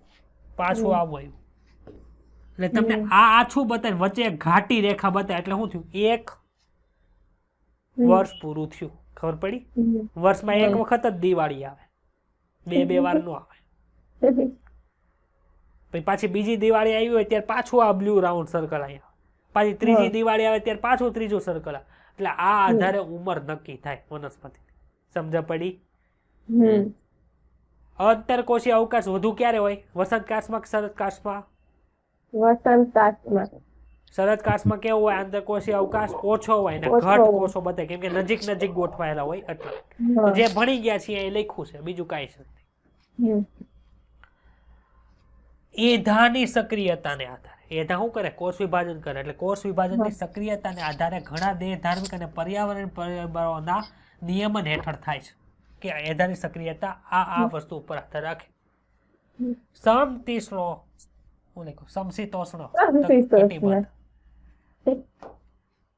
સમશીતોષ્ણ કટિબંધની અંદર વર્ષ દરમિયાન આબોહવાકીય પરિસ્થિતિ છે એ ફેરફાર થતી હોય વસંત ઋતુમાં એધા ખૂબ સક્રિય હોવાથી વધુ પ્રમાણની અંદર વિશાળ અવકાશયુક્ત જલવાહિનીઓ ધરાવતા જલવાહક ઘટકો ઉત્પન્ન કરે છે આ ઋતુ દરમિયાન બનતા કાષ્ટને વસંત કાષ્ટ કહેવાય ઇંગ્લિશ નામ યાદ રાખજો ગુજરાતી વર્ષ કાતર માગસર પોષ મહા ફાગણ ચૈત્ર વૈશાખ જેઠ અષાઢ શ્રાવણ ભાદરવો અને આસો વસંત ઋતુ પહેલા આવે કે પછી આવે દિવાળી પહેલા આવે કે દિવાળી પછી આવે દિવાળી પછી આવે શરૂઆતમાં આવ્યું ને આથી એને અર્લી વુડ કહેવાય યાદ રહી જાય શરદ ઋતુ વર્ષના છેલ્લામાં આવે એટલે કે શરદ પૂનમ છે દિવાળી આજુબાજુ આવે દિવાળી પહેલા પૂનમ હોય એને શરદ પૂનમ કહેવાય ક્યારે આવી વર્ષમાં છેલ્લે પહેલા છેલ્લે આથી એને લેટ વુડ કહેવાય ખબર પડી યાદ રહી જશે ચાલો શિયાળામાં એધા છે ઓછી ક્રિયાશીલ હોય છે સાંકડી જલવાહિનીઓ ધરાવતા થોડાક પ્રમાણમાં જલવાહક ઘટકો ઉત્પન્ન કરે છે આથી આકાશને શરદકાશ શરદ ઋતુને ઓટમ કહેવાય એવો શબ્દ છે વિન્ટર સમર અને મોન્સૂન આવે ને એવી રીતે અલગ અલગ આના ઇંગ્લિશ નેમ છે પાનખર ઋતુ ને એ રીતનું આવતું હોય અથવા તો માજીકાશ આપણે ઇંગ્લિશ નામ યાદ રાખો અર્લીવુડ ને લેટવુડ માજીકાશ ભૂલાઈ જાય કેમ કે હમણાં રસ્ટ કાશ ને એવું બધું આવવાનું છે એટલે આ ખબર પડી ગઈ વસંત કાશ ને સ્પ્રિંગ વુડ કહેવાય શરદ કાશ ને ઓટમ વુડ કહેવાય પૂર્વ કાશ ને વસંત કાશ એક જ છે એને અર્લી વુડ તરીકે પણ ઓળખવામાં આવે અને પછીનું કાશ એટલે લેટ વુડ તરીકે પણ ઓળખવામાં આવશે કાસ્ટ એટલે લાકડું થાય વસંત કાશ કેવું હોય ઘાટું દેખાય કે આછું દેખાય સર આછું દેખાય શું કામ આછા રંગનું હોય છે તથા ઓછી ઘનતા ધરાવે ઘનતા કોને કહેવાય એકમ ક્ષેત્રફળ દીઠ જે માસ હોય એને શું કહેવાય એટલે કે શું કહેવાય દળ હોય એને ઘનતા કયો ને તમે ફિઝિક્સનું સૂત્ર છે હવે અહીંયા જો આ ચોરસ હું દોરું છું અહીંયા આવડું જ ચોરસ દોરું છું કેમાં કોષો વધારે છે બ્લુમાં કે યલોમાં યલોમાં વધારે કોષો કોષમાં બ્લુમાં વધારે છે ને એટલે ઘનતા કોની વધારે છે બ્લુ ક્યુ કાશ છે શરદ કે વસંત શરદ જો અહીંયા દેખો વસંત કાશ આછા રંગનું હોય છે એની ઘનતા ઓછી હોય સમજાણું જ્યારે શરદ કાશ છે એ ઘેરા રંગનું છે એટલે વધુ ઘનતા છે નજીક નજીક ગોઠવાયેલા હોય એમ ઘાટું બતાય બે પ્રકારના કાષ્ટો જે એકાંતરે ગોઠવાય છે અને કેન્દ્રાનુવર્તી એટલે કે કેન્દ્ર સેમ જ છે બધાનું જો આનું કેન્દ્ર આનું કેન્દ્ર આનું કેન્દ્ર બધા કેન્દ્ર સેમ જ છે એટલે કેન્દ્રાનુવર્તી વલયોમાં દેખાય છે વાર્ષિક વલયો બનાવે છે કાપેલા પ્રકારમાં જોવા મળતા વાર્ષિક વલયો એ વૃક્ષની ઉંમરનો અંદાજ દર્શાવે છે ક્લિયર અહીંયા વાહી એધાનું નામ પૂરું થાય છે હજી એક મધ્યકાશ અને રસકાશ મધ્ય એટલે વચ્ચે આવેલો જથ્થો શું હોય છે મધ્યકાશ એ જોઈએ ચાલો નાના નાના પ્રકારની વાત નથી થતી કેમ કે એમાં દ્વિતીય વૃદ્ધિ હજી થઈ જ ન હોય ઝાડાપાડા પ્રકાર જે હવે પ્રાથમિક વૃદ્ધિ પૂરી કરી ગયા છે દ્વિતીય વૃદ્ધિ શરૂ થઈ ગઈ છે એની વાત એવા જૂના ઘરડા વૃક્ષોમાં દ્વિતીયક જલવાહકનો મોટો ભાગ કઈ જલવાહક છે ભાઈ જો તો અહીંયા જરાક દ્વિતીયક જલવાહક એ સૌથી કેન્દ્રમાં હોય કે ન હોય હા સર હોય આ દ્વિતીયક જલવાહકનો મોટો ભાગ પ્રકારના કેન્દ્રમાં અને અંદરના વિસ્તારોની અંદર પડ્યો હોય ની કરે હું તો કે સર ટેનિન રાળ, તેલ, ગુંદર, સુગંધીદાર પદાર્થો અને આવશ્યક તેલ એસેન્શિયલ ઓઇલ જેવા કાર્બનિક પદાર્થોની જમાવટને કારણે ઘેરા બદામી રંગનો બતાય છે. હમ આથી આ કાસ્ટ કેવું હોય? સખત હોય, ટકાઉ હોય, સૂક્ષ્મ જીવાણુ કે કીટકોના આક્રમણ સામે પ્રતિરોધક ક્ષમતા ધરાવતું હોય એવું હોય છે. અને આ પ્રદેશ વધુ પ્રમાણમાં લિગ્નિન સાથે મૃત ઘટકો ધરાવે છે. મધ્યની અંદર આવેલું છે, આથી એને મધ્ય કાસ્ટ કહેવાય. હમ ઇંગ્લિશ નામ યાદ રાખો. હમ આપણા શરીરનું મધ્યમાં કોણ છે? તો કે સર હૃદય છે. આથી એને હાર્ટવુડ કહેવાય. યાદ રહી જાય ને? હા ભાઈ આની અંદર ભર્યું છે, હું કયો તો અલગ અલગ વસ્તુ ભરી દીધી. હા આનો સંગ્રહ કરે, આનો સંગ્રહ કરે, તો પાણી ક્યાંથી લઈ જાય? આથી મધ્યકાશ છે પાણીનું વહન કરતું નથી, હમ પરંતુ શું કરે? યાંત્રિક આધાર આપવાનું કામ કરે છે. જ્યારે દ્વિતીયક જલવાહકનો પરિઘવર્તી પ્રદેશ, કેન્દ્રવાળો પ્રદેશ અને પરિઘવર્તી પ્રદેશ, બધી વાત થઈ છે દ્વિતીયક જલવાહકની. એમ પરિઘવાળો જે ભાગ છે એ આછા રંગનો છે, જેને રસકાશ કહેવાય. રસકાશ શું કામ કહેવાય? તો કે સર એ અલગ અલગ રસનો વહન કરે. ભાઈ ત્યાં કઈ શેરડીનો રસ ન આવે, ત્યાં કોનો રસ આવે? ખનિજ દ્રવ્ય ઓગળેલા હોય એવું પાણી, બરોબર? આથી એને રસકાશ અથવા તો રસને સેપ તરીકે લીધું છે, એટલે સેપ મૂળ તરીકે ઓળખવામાં આવે છે. તે મૂળથી પ્રકાંડ તરફ પાણી અને ખનિજ દ્રવ્યના વહનની અંદર મદદ કરે છે. તો અહીંયા વાહી એધાનું કામ પૂરું થઈ ગયું છે. હવે આવે છે ત્વક્ષેધા. આવું આપણે જોઈએ છે. છાલ જોઈ ને આવી? હા કેટલાની ઘરે વનસ્પતિ છે આવી? અહીં તો આજુબાજુમાં એટલે કે મોટી વનસ્પતિ છે કોઈના ઘરે? આજુબાજુ આજુબાજુ છે. આજુબાજુ ગમે ત્યાં જોયેલી હોય એમ લાઈવ તમે જોઈ શકો ત્યાં અડીને, હા તેવી આવી છાલ તમને જોવા મળશે. બાહ્ય વલ્ક કહેવાય. હમ એ આપણે હવે થોડુંક ભણીએ. પણ વનસ્પતિ હોવી કેવી જોઈએ? એક દળી કે દ્વિદળી? દ્વિદળી. દ્વિદળી. આંબામાં આવું જોવા મળે. હા વાહી એધાની સક્રિયતાના કારણે પ્રકાંડના ઘેરામાં સતત વધારો થવાથી બાહ્યકીય એટલે શું? બાહ્ય ખબર છે? હા બાહ્ય કઈ હતું ભણવામાં? કઈ પેશીની અંદર આવતું હતું? આધારોતકમાં આવતું હતું. હવે આ બાહ્યકનો બહારનો ભાગ હોય એને શું કહેવાય? બાહ્યકીય. સમજાણું? હા અંદરની બાજુએ સતત વૃદ્ધિ થાય છે, એટલે બાહ્યકનો જે બહારનો ભાગ છે એમાં શું થાય છે? તો કે બહારનો બાહ્યકનો ભાગ અને અધિસ્તરના ઘટકો ઉપર દબાણ વધવાને કારણે આ સ્તરો તૂટી જાય છે. હવે તેને બદલે નવા રક્ષણ કરતા કોષીય સ્તરો પૂરા પાડવાની જરૂરિયાત ઊભી થાય છે. આથી વહેલા કે પછી સામાન્ય રીતે બાહ્યકના અન્ય પ્રદેશમાં વર્ધનશીલ પેશી બને, જેને ત્વક્ષીય એધા અથવા તો ત્વક્ષેધા તરીકે ઓળખવામાં આવે છે. ક્લિયર? ક્યાં આવ્યું? અંતઃસ્તરમાં આવ્યું, બાહ્યકમાં આવ્યું કે અધઃસ્તરમાં આવ્યું? બાહ્યકમાં. યાદ રાખજો. ત્વક્ષેધા હંમેશા બાહ્યક પ્રદેશમાં વિકાસ પામે છે. ત્વક્ષેધા એ બે જાડા સ્તરો ધરાવે છે. કેટલા સ્તરો ધરાવે છે? બે જાડા સ્તરો. ક્યાં ક્યાં? તે સાંકડા પાતળી દિવાલયુક્ત અને લગભગ લંબચોરસ કોષોની બનેલી હોય છે. અને ત્વક્ષેધા બંને બાજુએ કોષો ઉમેરે. માનો કે આ લેયર છે, તો સ્વાભાવિક જ છે કોષ વિભાજન કરે તો અંદર બાર બે બાજુ ઉમેરે કે ન ઉમેરે? આને કે ઉપર નીચે જવાનું નથી. અગ્રીય વર્ધનશીલ પેશી એ તો કોષ વિભાજન કરીને ઉપર ઉપર જતી, એટલે એ એક બાજુ કોષો ઉમેરતી. આને તેવું નથી, આ તો નેન્ય પડી જવાની. શું કામે? તો કે ઉપરની બાજુએ પુખ્ત વનસ્પતિ કોષો છે, નીચેની બાજુ પુખ્ત વનસ્પતિ, કે ઉપર ન જાય કે નીચેની બાજુ ન જાય. તો શું કે ઉપર ન જાવ નીચે ન જાવ, કાંઈ નહીં, હું બંને બાજુ કોષો ઉમેરીશ. તો ઉપરની બાજુ કોષો ઉમેરશે, નીચેની બાજુ કોષો ઉમેરશે. ખબર પડે? બહારના કોષો, આ બહારનો ભાગ છે, આ અંદરનો ભાગ છે. બહારના કોષો છાલ કે ત્વક્ષામાં વિભેદિત થાય છે, જેને આપણે છાલ કહીએ છીએ. છાલનું બીજું નામ શું? ત્વક્ષા. જ્યારે અંદરના કોષો દ્વિતીયક બાહ્યક અથવા તો ઉપત્વક્ષાનું નિર્માણ કરે છે, એટલે કે વિભેદન ભાગ. ભાઈ આપણે ઓલાને દ્વિતીય જલવાહક કીધું, ઓલાને દ્વિતીય કનવાહક કીધું, તો બાહ્યકનો શું વાગ બિચારાનો? એને બાહ્યક કેવું, દ્વિતીયક બાહ્યક કેવું પડે ને, તો દ્વિતીયક બાહ્યક. પણ દ્વિતીયક બાહ્યક કોને કીધું? બહાર બાજુ થતા છે એને કે અંદર બાજુ થતા છે એને? અંદર અંદર બાજુ થતા બાજુ. હતા એને કીધું. કોષ દિવાલમાં સુબેરિનની જમાવટને કારણે ત્વક્ષાના કોષો એટલે કે બહારના કોષો છે એ પાણી માટે અપ્રવેશશીલ છે, ત્યારે દ્વિતીયક બાહ્યકના કોષો મૃદુતકીય છે, એટલે મૃદુતક કોષોના બનેલા. તમે ઝાડ ઉપર પાણી છાંટો તો પાણી બધું હેઠું હોઈ જાય, વનસ્પતિ અંદર નથી ગળી જતું. શું કામે? તો કે સર આ છાલ છે કેવી હોય, સુબેરિનની જમાવટ આવેલી હોય. કાસ્પેરિયન પટ્ટિકામાં એવી રીતે સુબેરિન ખબર છે ને. હા. ત્વક્ષેયધા એટલે કે આ જે યલો કલરનું છે એ ઈ ત્વક્ષા અને ઉપત્વક્ષા એટલે કે આ ઉપરની બાજુ છે એને શું કહેતા હતા આપણે? ત્વક્ષા કહેતા હતા અથવા તો છાલ કહેતા હતા. અને અંદરની બાજુ છે એને શું કહેતા હતા? દ્વિતીયક બાહ્યક અથવા તો ઉપત્વક્ષા કહેતા હતા.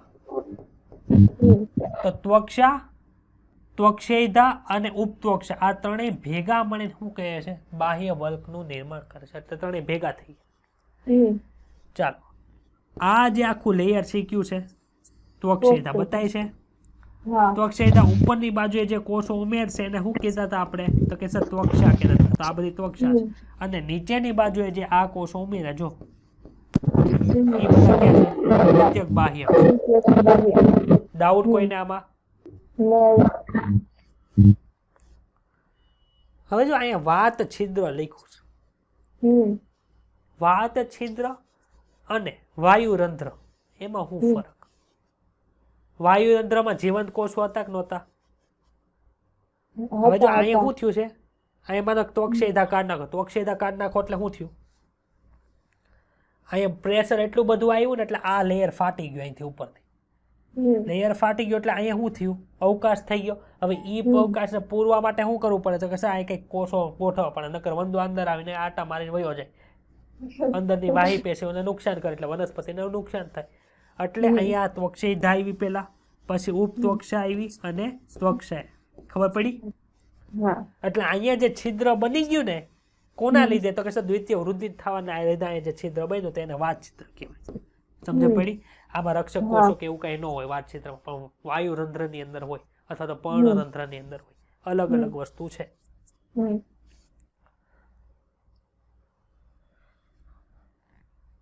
બાહ્ય વલ્ક તરીકે ઓળખાય છે. ત્વક્ષેયધાની ક્રિયાશીલતાને કારણે ત્વક્ષેયધાથી પરિઘવર્તી પ્રદેશ તરફ આવેલા બાકીના સ્તરો પર દબાણ ઉત્પન્ન થાય છે અને આખરે આ સ્તરો મૃત બની ધીમે ધીમે નાશ પામે છે. એટલે કે બહારના સ્તરો. બાહ્યક પેલા તો શું હતું? દ્વિતીય વૃદ્ધિ થઈ હતી એટલે દ્વિતીયક જલવાગને લીધે તો પ્રેશર લાગ્યું હતું. હવે અહીંયા બાહ્યક આવ્યું, એની અંદર એધા બને એટલે જેને ત્વક્ષેયધા કીધું ઈ પાછું કોષ વિભાજન કરે. એને લીધે શું થયું? બહારનું સ્તર મૃત તો હતું, તૂટ્યું હતું, હવે તો અમુકનું તૂટે છે. જે તૂટે છે અને જે વસ્તુ બહારની જે છાલ ઉખેડીએ છીએ એ આપણી મૃત હોય, જીવંત હોય નહીં. તો એને શું કહેવાય છે? તો કે સર એને છાલ તરીકે ઓળખવામાં આવે. છાલ એ અપ્રવિધ્ય એટલે કે નોન ટેકનિકલ શબ્દ છે જે દ્વિતીયક અન્વાહક અને સહિતની વાહ્યધાની બહારની બધી પેશીઓ માટે ઉલ્લેખવામાં આવે છે. કે કઈ સ્પેશિયલ કન્ડિશન નથી મૂકી છાલ કોને કેવી. હું લખ્યું છે દ્વિતીયક અન્વાહક સાથે બહારની જે પેશી છે જે મૃત બની ગઈ છે એને તમે છાલ કહી શકો. તે છાલ એ બાહ્ય વલ્ક અને દ્વિતીયક અન્વાહક જેવી પેશીઓના પ્રકારોની સંખ્યા સૂચવે છે. છાલ કે જે ઋતુની શરૂઆતમાં નિર્માણ પામે એને પૂર્વ છાલ કહેવાય. જો અર્લી બાર્ક અથવા તો સોફ્ટ બાર્ક, આ શબ્દ યાદ રાખજો. અને ઋતુના અંતમાં જે બને એને લેટ બાર્ક અથવા તો સખત છાલ તરીકે ઓળખવામાં આવે છે. જે શરૂઆતમાં બને એ કેવી હોય? કોમળ જ હોય. પછી વધુ હજી કોષ વિભાજન થાય એને લીધે વધુ મૃત બને, તે કેવી થઈ જાય? સખત થઈ જાય. છાલ બનાવતા વિવિધ પ્રકારના કોષીય સ્તરોના નામ આપો. ભાઈ છાલ કોણ કોણ બનાવે? દ્વિતીયક અન્વાહક બનાવે, હા સર બનાવે ને. એની ઉપરના બધા સ્તર આવી પણ બનાવી શકે. ક્લિયર? ત્વક્ષેયધા નિયત જગ્યાએ વિભાજન પામી ત્વક્ષાના કોષોને બદલે ગાઢ રીતે ગોઠવાયેલા મૃદુતક કોષો ઉત્પન્ન કરે છે. આ મૃદુતકીય કોષો ત્વરિત રીતે ભંગાણ પામી બહિર્ગોળ આકારની ખુલ્લી રચના બનાવે જેને વાત છિદ્રો કહેવાય છે. વાત છિદ્રો દ્વારા બહારના વાતાવરણ અને પ્રકારની આંતરિક પેશી વચ્ચે વાયુઓની આપ-લે થાય છે, પરંતુ કેવું હોય? નિષ્ક્રિય હોય ને, કઈ કોઈ પણ ઉર્જાનો સમાવેશ થાય નહીં, ઉર્જાનો ઉપયોગ થાય નહીં. તેઓ મુખ્યત્વે કાષ્ઠીય વૃક્ષોની અંદર હોય. કાષ્ઠીય વૃક્ષો એટલે કે શું? એમાં દ્વિતીય વૃદ્ધિ પૂરી થવા આવી એટલે દ્વિતીય વૃદ્ધિ તો શરૂ જ રહી જ્યાં લગી વનસ્પતિ જીવે ત્યાં લગી, કેમ કે ઘેરાવો તો વધે જ ને, જેમ જેમ હમ. વૃક્ષ જૂના એનો એનો ઘેરાવો વધુ હોય. એટલે આ કાષ્ઠીય વૃક્ષો એટલે હું દ્વિતીય વૃદ્ધિ પામતા હોય એવા, જેની અંદરથી આપણે લાકડું મળતું હોય એવા. ડાઉટ આમાં કોઈને? ના. મૂળની અંદર દ્વિતીય વૃદ્ધિ કઈ રીતે થાય એ જોઈ લે. થોડુંક એવું જ છે, હવે છેલ્લો પેરેગ્રાફ છે એટલે કઈ ટેન્શન લેવાની જરૂર નથી કોઈને. હા, જો અંદર આ વચ્ચેનું જે લેયર હતું ને એની આજુબાજુ લેયર હતી, તમને ખબર પડી કે ન ખબર પડી? જો દ્વિતીયક જલવાહક ક્યાં છે? આ દ્વિતીયક જલવાહક છે. પછી એધા વલય ક્યાં ગયું ભાઈ? આ એધા વલય છે. આ શું હોય? આ લોકો છે ને આને દ્વિતીયક જલવાહક કહે છે, આને એધા વલય કહે છે, આને દ્વિતીયક અનવાહક કહે છે. તો આ શું છે? કાંઈ જ નામ નથી આપ્યું. કઈ નહીં, જવા દો. તમે નામ નો આપો, તમે થોડા તમારા કરતા મોટા છે, તમે નામકરણ કરીએ. ખબર પડી? ટૂંકમાં આપણે લેયર યાદ રાખવાના. દ્વિતીયક જલવાહક, પછી ઉભા રહો, સૌથી અંદર પ્રાથમિક જલવાહક, એની ઉપર દ્વિતીયક જલવાહક, પછી એધા વલય, પછી દ્વિતીયક અનવાહક, પછી પ્રાથમિક અનવાહક, પછી પાછું છાલ વાળું આવશે. તો આ લેયર અંદર આપણને ખબર હતા. આ ત્વક્ષાધા છે. જો આ ત્વક્ષિધા છે, તો ત્વક્ષિધાની નીચેનું લેયર હોય કયું આવે? ઉપત્વક્ષા આવે. કયું આવે? તો આ બ્રાઉન કલરનું જે લેયર છે એ આપણે ઉપત્વક્ષા રાખીએ, અને સૌથી બહારનું જે લેયર છે એ ત્વક્ષા. બરાબર? ત્વક્ષા સમજાણું? આ કોની વાત થતી હતી? પ્રકાંડ. મૂળની વાત કરીએ તો મૂળની અંદર તો આવું સહસ્ત વાહિપુલ નહોતા, ત્યાં તો કેવા વાહિપુલ હતા? અને ત્યાં દ્વિતીયક વૃદ્ધિ કોના દ્વારા થતી હતી? અરીય વાહિપુલ ની અંદર પરિચક્ર આવેલું હતું એના દ્વારા. ખબર છે? કીધું તું ઈ? તો એમાં જો અહીંયા પરિચક્ર બતાય તમને, આ વચ્ચેનું લેયર, આ રાઉન્ડ છે ઈ. હવે આ રાઉન્ડ ની બહારની બાજુએ અને અંદરની બાજુએ શું થતું હશે? તો કે સર, આ આદિ દારૂ બહારની બાજુ, એટલે આ બહિરારંભી હતું. યાદ આવે છે? બહિર આરંભી એટલે આદિ દારૂ બહારની બાજુ, અંત દારૂ છે, અરે અનુદારૂ અંદરની બાજુ હશે. એની બહારની બાજુ પરિચક્ર છે. હવે પરિચક્ર શું કરે? જો કોષ વિભાજન પામે રાખે છે. અંદરની બાજુ પામશે અને બહારની બાજુ પામશે. અધિસ્તર સૌથી બહારનું લેયર, એની નીચે બાહ્યક, એની નીચે જે જોવા મળે પ્રાથમિક અનવાહક. તે પ્રાથમિક અનવાહક ને શું કહે છે? આપણે આદિ દારૂ જ કહીએ છીએ. ઉપરની બાજુ છે, જો અહીંયા. સોરી, પ્રાથમિક અનવાહક ને તો પ્રાથમિક અનવાહક કહે, પણ પ્રાથમિક જલવાહક ને આદિ દારૂ અનુદારૂ કહેવાય. આ આદિ દારૂ, આ પરિચક્ર, અંતરસ્તર સૌથી બહાર. ને એધાવલય કોની દ્વારા નિર્માણ પામ્યું ભાઈ? જો તો પરિચક્રની લાઈનમાં જ તે એધાવલય હશે. જો તમારા ટેક્સ્ટ બુક ની અંદર જો આમાં સ્પષ્ટ ન બતાતું હોય તો પરિચક્રની લાઈન છે ને એમાં જ લખ્યું છે. જો એધાવલય, ખબર પડી? એટલે આગળ ઓલી લાઈન લખી હતી, યાદ આવે છે? સમજાય છે? પરિચક્ર છે એ દ્વિતીયક વૃદ્ધિમાં મદદ કરે મૂળમાં. હવે જો આદિ દારૂ ને પ્રાથમિક, આ જો પ્રાથમિક અનવાહક બહારની બાજુ આવી, આની બાજુ, આની કરતા બતાણું. એટલે શું થયું? દ્વિતીયક વૃદ્ધિ આપણને જોવા મળી. અને લેયર સરખાવતા જાવ. જો પરિચક્ર છે અંદરની બાજુએ, એની બહાર છે અંતરસ્તર, અંતરસ્તરની નીચે પરિચક્ર હોય, અને પ્રાથમિક અનવાહક બહારની બાજુ આવ્યું. અધાવલય છે અંદરની બાજુ. જો અહીંયા કેટલી જાડાઈ હતી, એની કરતા અહીંયા જાડાઈ વધી ગઈ. હવે ઈ જાડાઈ વધે એટલે અહીં ત્રીજું લેયર. જો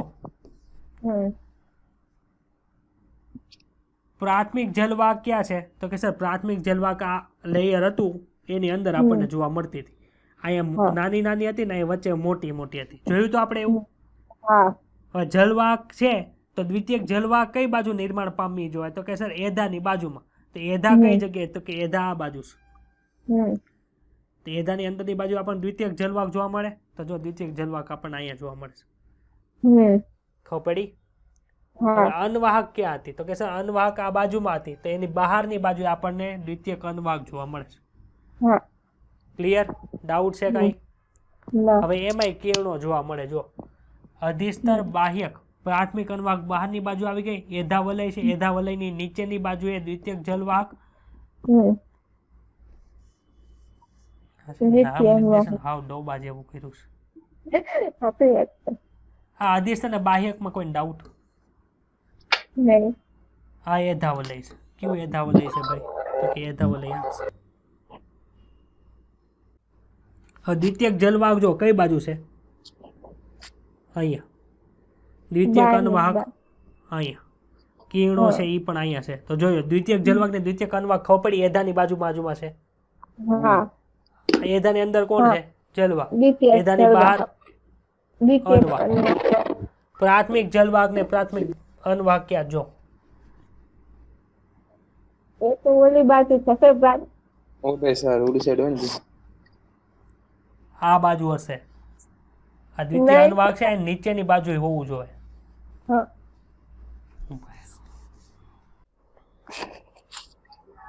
એમાં છે પ્રાથમિક અનુવાહક છે ને એ જમણી બાજુ જ છે. ખાલી પ્રાથમિક જલવાહક છે ને એ અહીંયા ડાબી સાઈડ આપ્યું. પ્રાથમિક છે એ બધું ડાબી બાજુ લખ્યું છે. હા પણ સર એક પ્રાથમિક છે જો અનુવાહક જમણી બાજુ છે. પ્રાથમિક અનુવાહક જમણી બાજુ છે અને પ્રાથમિક જલવાહક ડાબી બાજુ છે. હા એટલે પ્રાથમિક અનુવાહકની નીચેની બાજુએ પ્રાથમિક પ્રાથમિક અનુવાહકની નીચેની બાજુએ દ્વિતીયક હા. અનુવાહક હોવું જોઈએ. છે એવું? અનુવાહક જો આપણે ચર્ચા હા કરીએ છે હવે. એવું હા સર આ છે. અધિસ્થ અને બાહ્યક ને મારો ગોળી અમને ખબર છે. અમે દ્વિતીયક વાત કરીએ છીએ. આ પ્રાથમિક અનુવાહક કઈ છે? આ છે. હા હા એ નીચેનું એની દ્વિતીય નીચેની અનુવાહક. બાજુ આપણે દ્વિતીયક અનુવાહક હોવી જોઈએ. કઈ બાજુ છે ઠીક દ્વિતીયક છે, અનુવાહક? દ્વિતીયક અનુવાહક. આ છે. દ્વિતીય અનુવાહક કિરણો છે. દ્વિતીય એટલે અનુવાહક. આ કિરણો છે પણ કિરણોની બાજુમાં હોય દ્વિતીયક અનુવાહક હોય ને. હા આ કિરણો છે એની બાજુમાં હોય દ્વિતીયક હા. અનુવાહક હોય. બરાબર. ખબર પડી બધાને? હા ઓકે. ખબર છે. એટલે દ્વિતીયક અનુવાહક અને પ્રાથમિક અનુવાહકનો કેસ પૂરો થયો. હવે આવ્યો કેસ દ્વિતીયક જલવાહક અને પ્રાથમિક જલવાહક. ચલો પ્રાથમિક હા. જલવાહક ક્યાં છે? પ્રાથમિક જલવાહક તો અહીંયા અંદરની બાજુએ છે. દ્વિતીયક હા. જલવાહક એની ઉપરની બાજુએ હોય. હા છે. કઈ બાજુ દ્વિતીયક જલવાહક? તો કે અહીં ઉપરની બાજુ. હા હા દ્વિતીયક જલવાહક અંદરની બાજુએ આ પ્રાથમિક જલવાહક. ક્લિયર? હા આ હા વચ્ચે આ રેડ કલરની લાઈન છે એ કઈ છે? એધા. એ આમાં કલર ચેન્જ થઈ ગયો એટલે હું કન્ફ્યુઝ થઈ ગયો થોડો. હા. ક્લિયર? હવે ડાઉટ કોઈને? હા હિરવા ના. ક્યાં ગઈ? અહીંયા જ છું સર. Okay clear? ડાઉટ હોય તો બોલો. ના તો અહીંયા તમારું કામકાજ સંપૂર્ણ થશે. છે કઈ સ્લાઇડ પાછળ? સર પેરેગ્રાફ વાંચન બાકી. નથી, આગળ પૂરું નો. થઈ ગયું. આગળ છે અહીંયા, ને? આગળ હા હા ચાલો.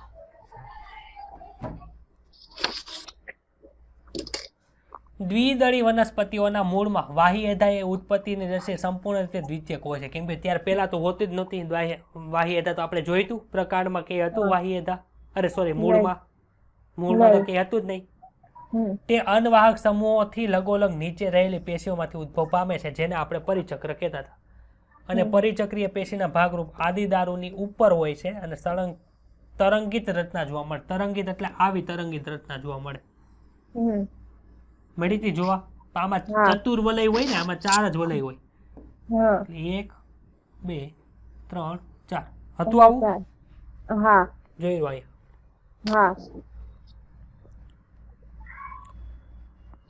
કેમ જે પાછળથી વર્તુળાકાર બને પછી વર્તુળાકાર થાય. કેમ કે જેમ જેમ ઘેરાવ વધે પછી વર્તુળ થઈ જાય. આનું આવું થઈ ગયું. હમ. જો અહીંયા આ રીતે છે. હા. પછી એધા વલય આખી વર્તુળાકાર થઈ ગયા. રેડ કલરની જોવા મળે છે ઈ. હમ. ત્યાર પછીની ઘટના દ્વિદળી પ્રકારમાં ઉપર વર્ણ્યા પ્રમાણે જ હોય. કેમ કે જે દ્વિદળી અનવાહક, દ્વિદળી જલવાહક, દ્વિદળી હમ. હા અને સોરી દ્વિતીયક અનવાહક, દ્વિતીયક જલવાહક, પ્રાથમિક અનવાહક ને પ્રાથમિક અને પ્રાથમિક. દ્વિતીયક જલવાહક. હમ. અનાવૃત બીજધારી વનસ્પતિઓમાં પણ પ્રકાંડ અને મૂળમાં દ્વિતીય વૃદ્ધિ થાય છે. ખાસ યાદ થાય રાખજો. છે. થાય હમ. કઈ છે? નોન ફ્લાવરિંગ પ્લાન્ટ એટલે કે અનાવૃત બીજધારી છે, પણ એને તો ક્રિપ્ટોગેમસ જ કહેવાય, ખબર ને? હા નહીં સોરી, ફનેરોગેમસ કહેવાય, પનેરો કેમ કે એમાં લિંગી અંગો આવેલા હોય શંકુના સ્વરૂપમાં. હા જો કે એક દળી વનસ્પતિની અંદર થતી નથી, એટલે કે અનાવૃત બીજધારીની અંદર થાય, પછી એક દળીમાં ન થાય ને દ્વિદળીની અંદર પાછું થાય, એવી રીતે યાદ રાખવાનું હોય.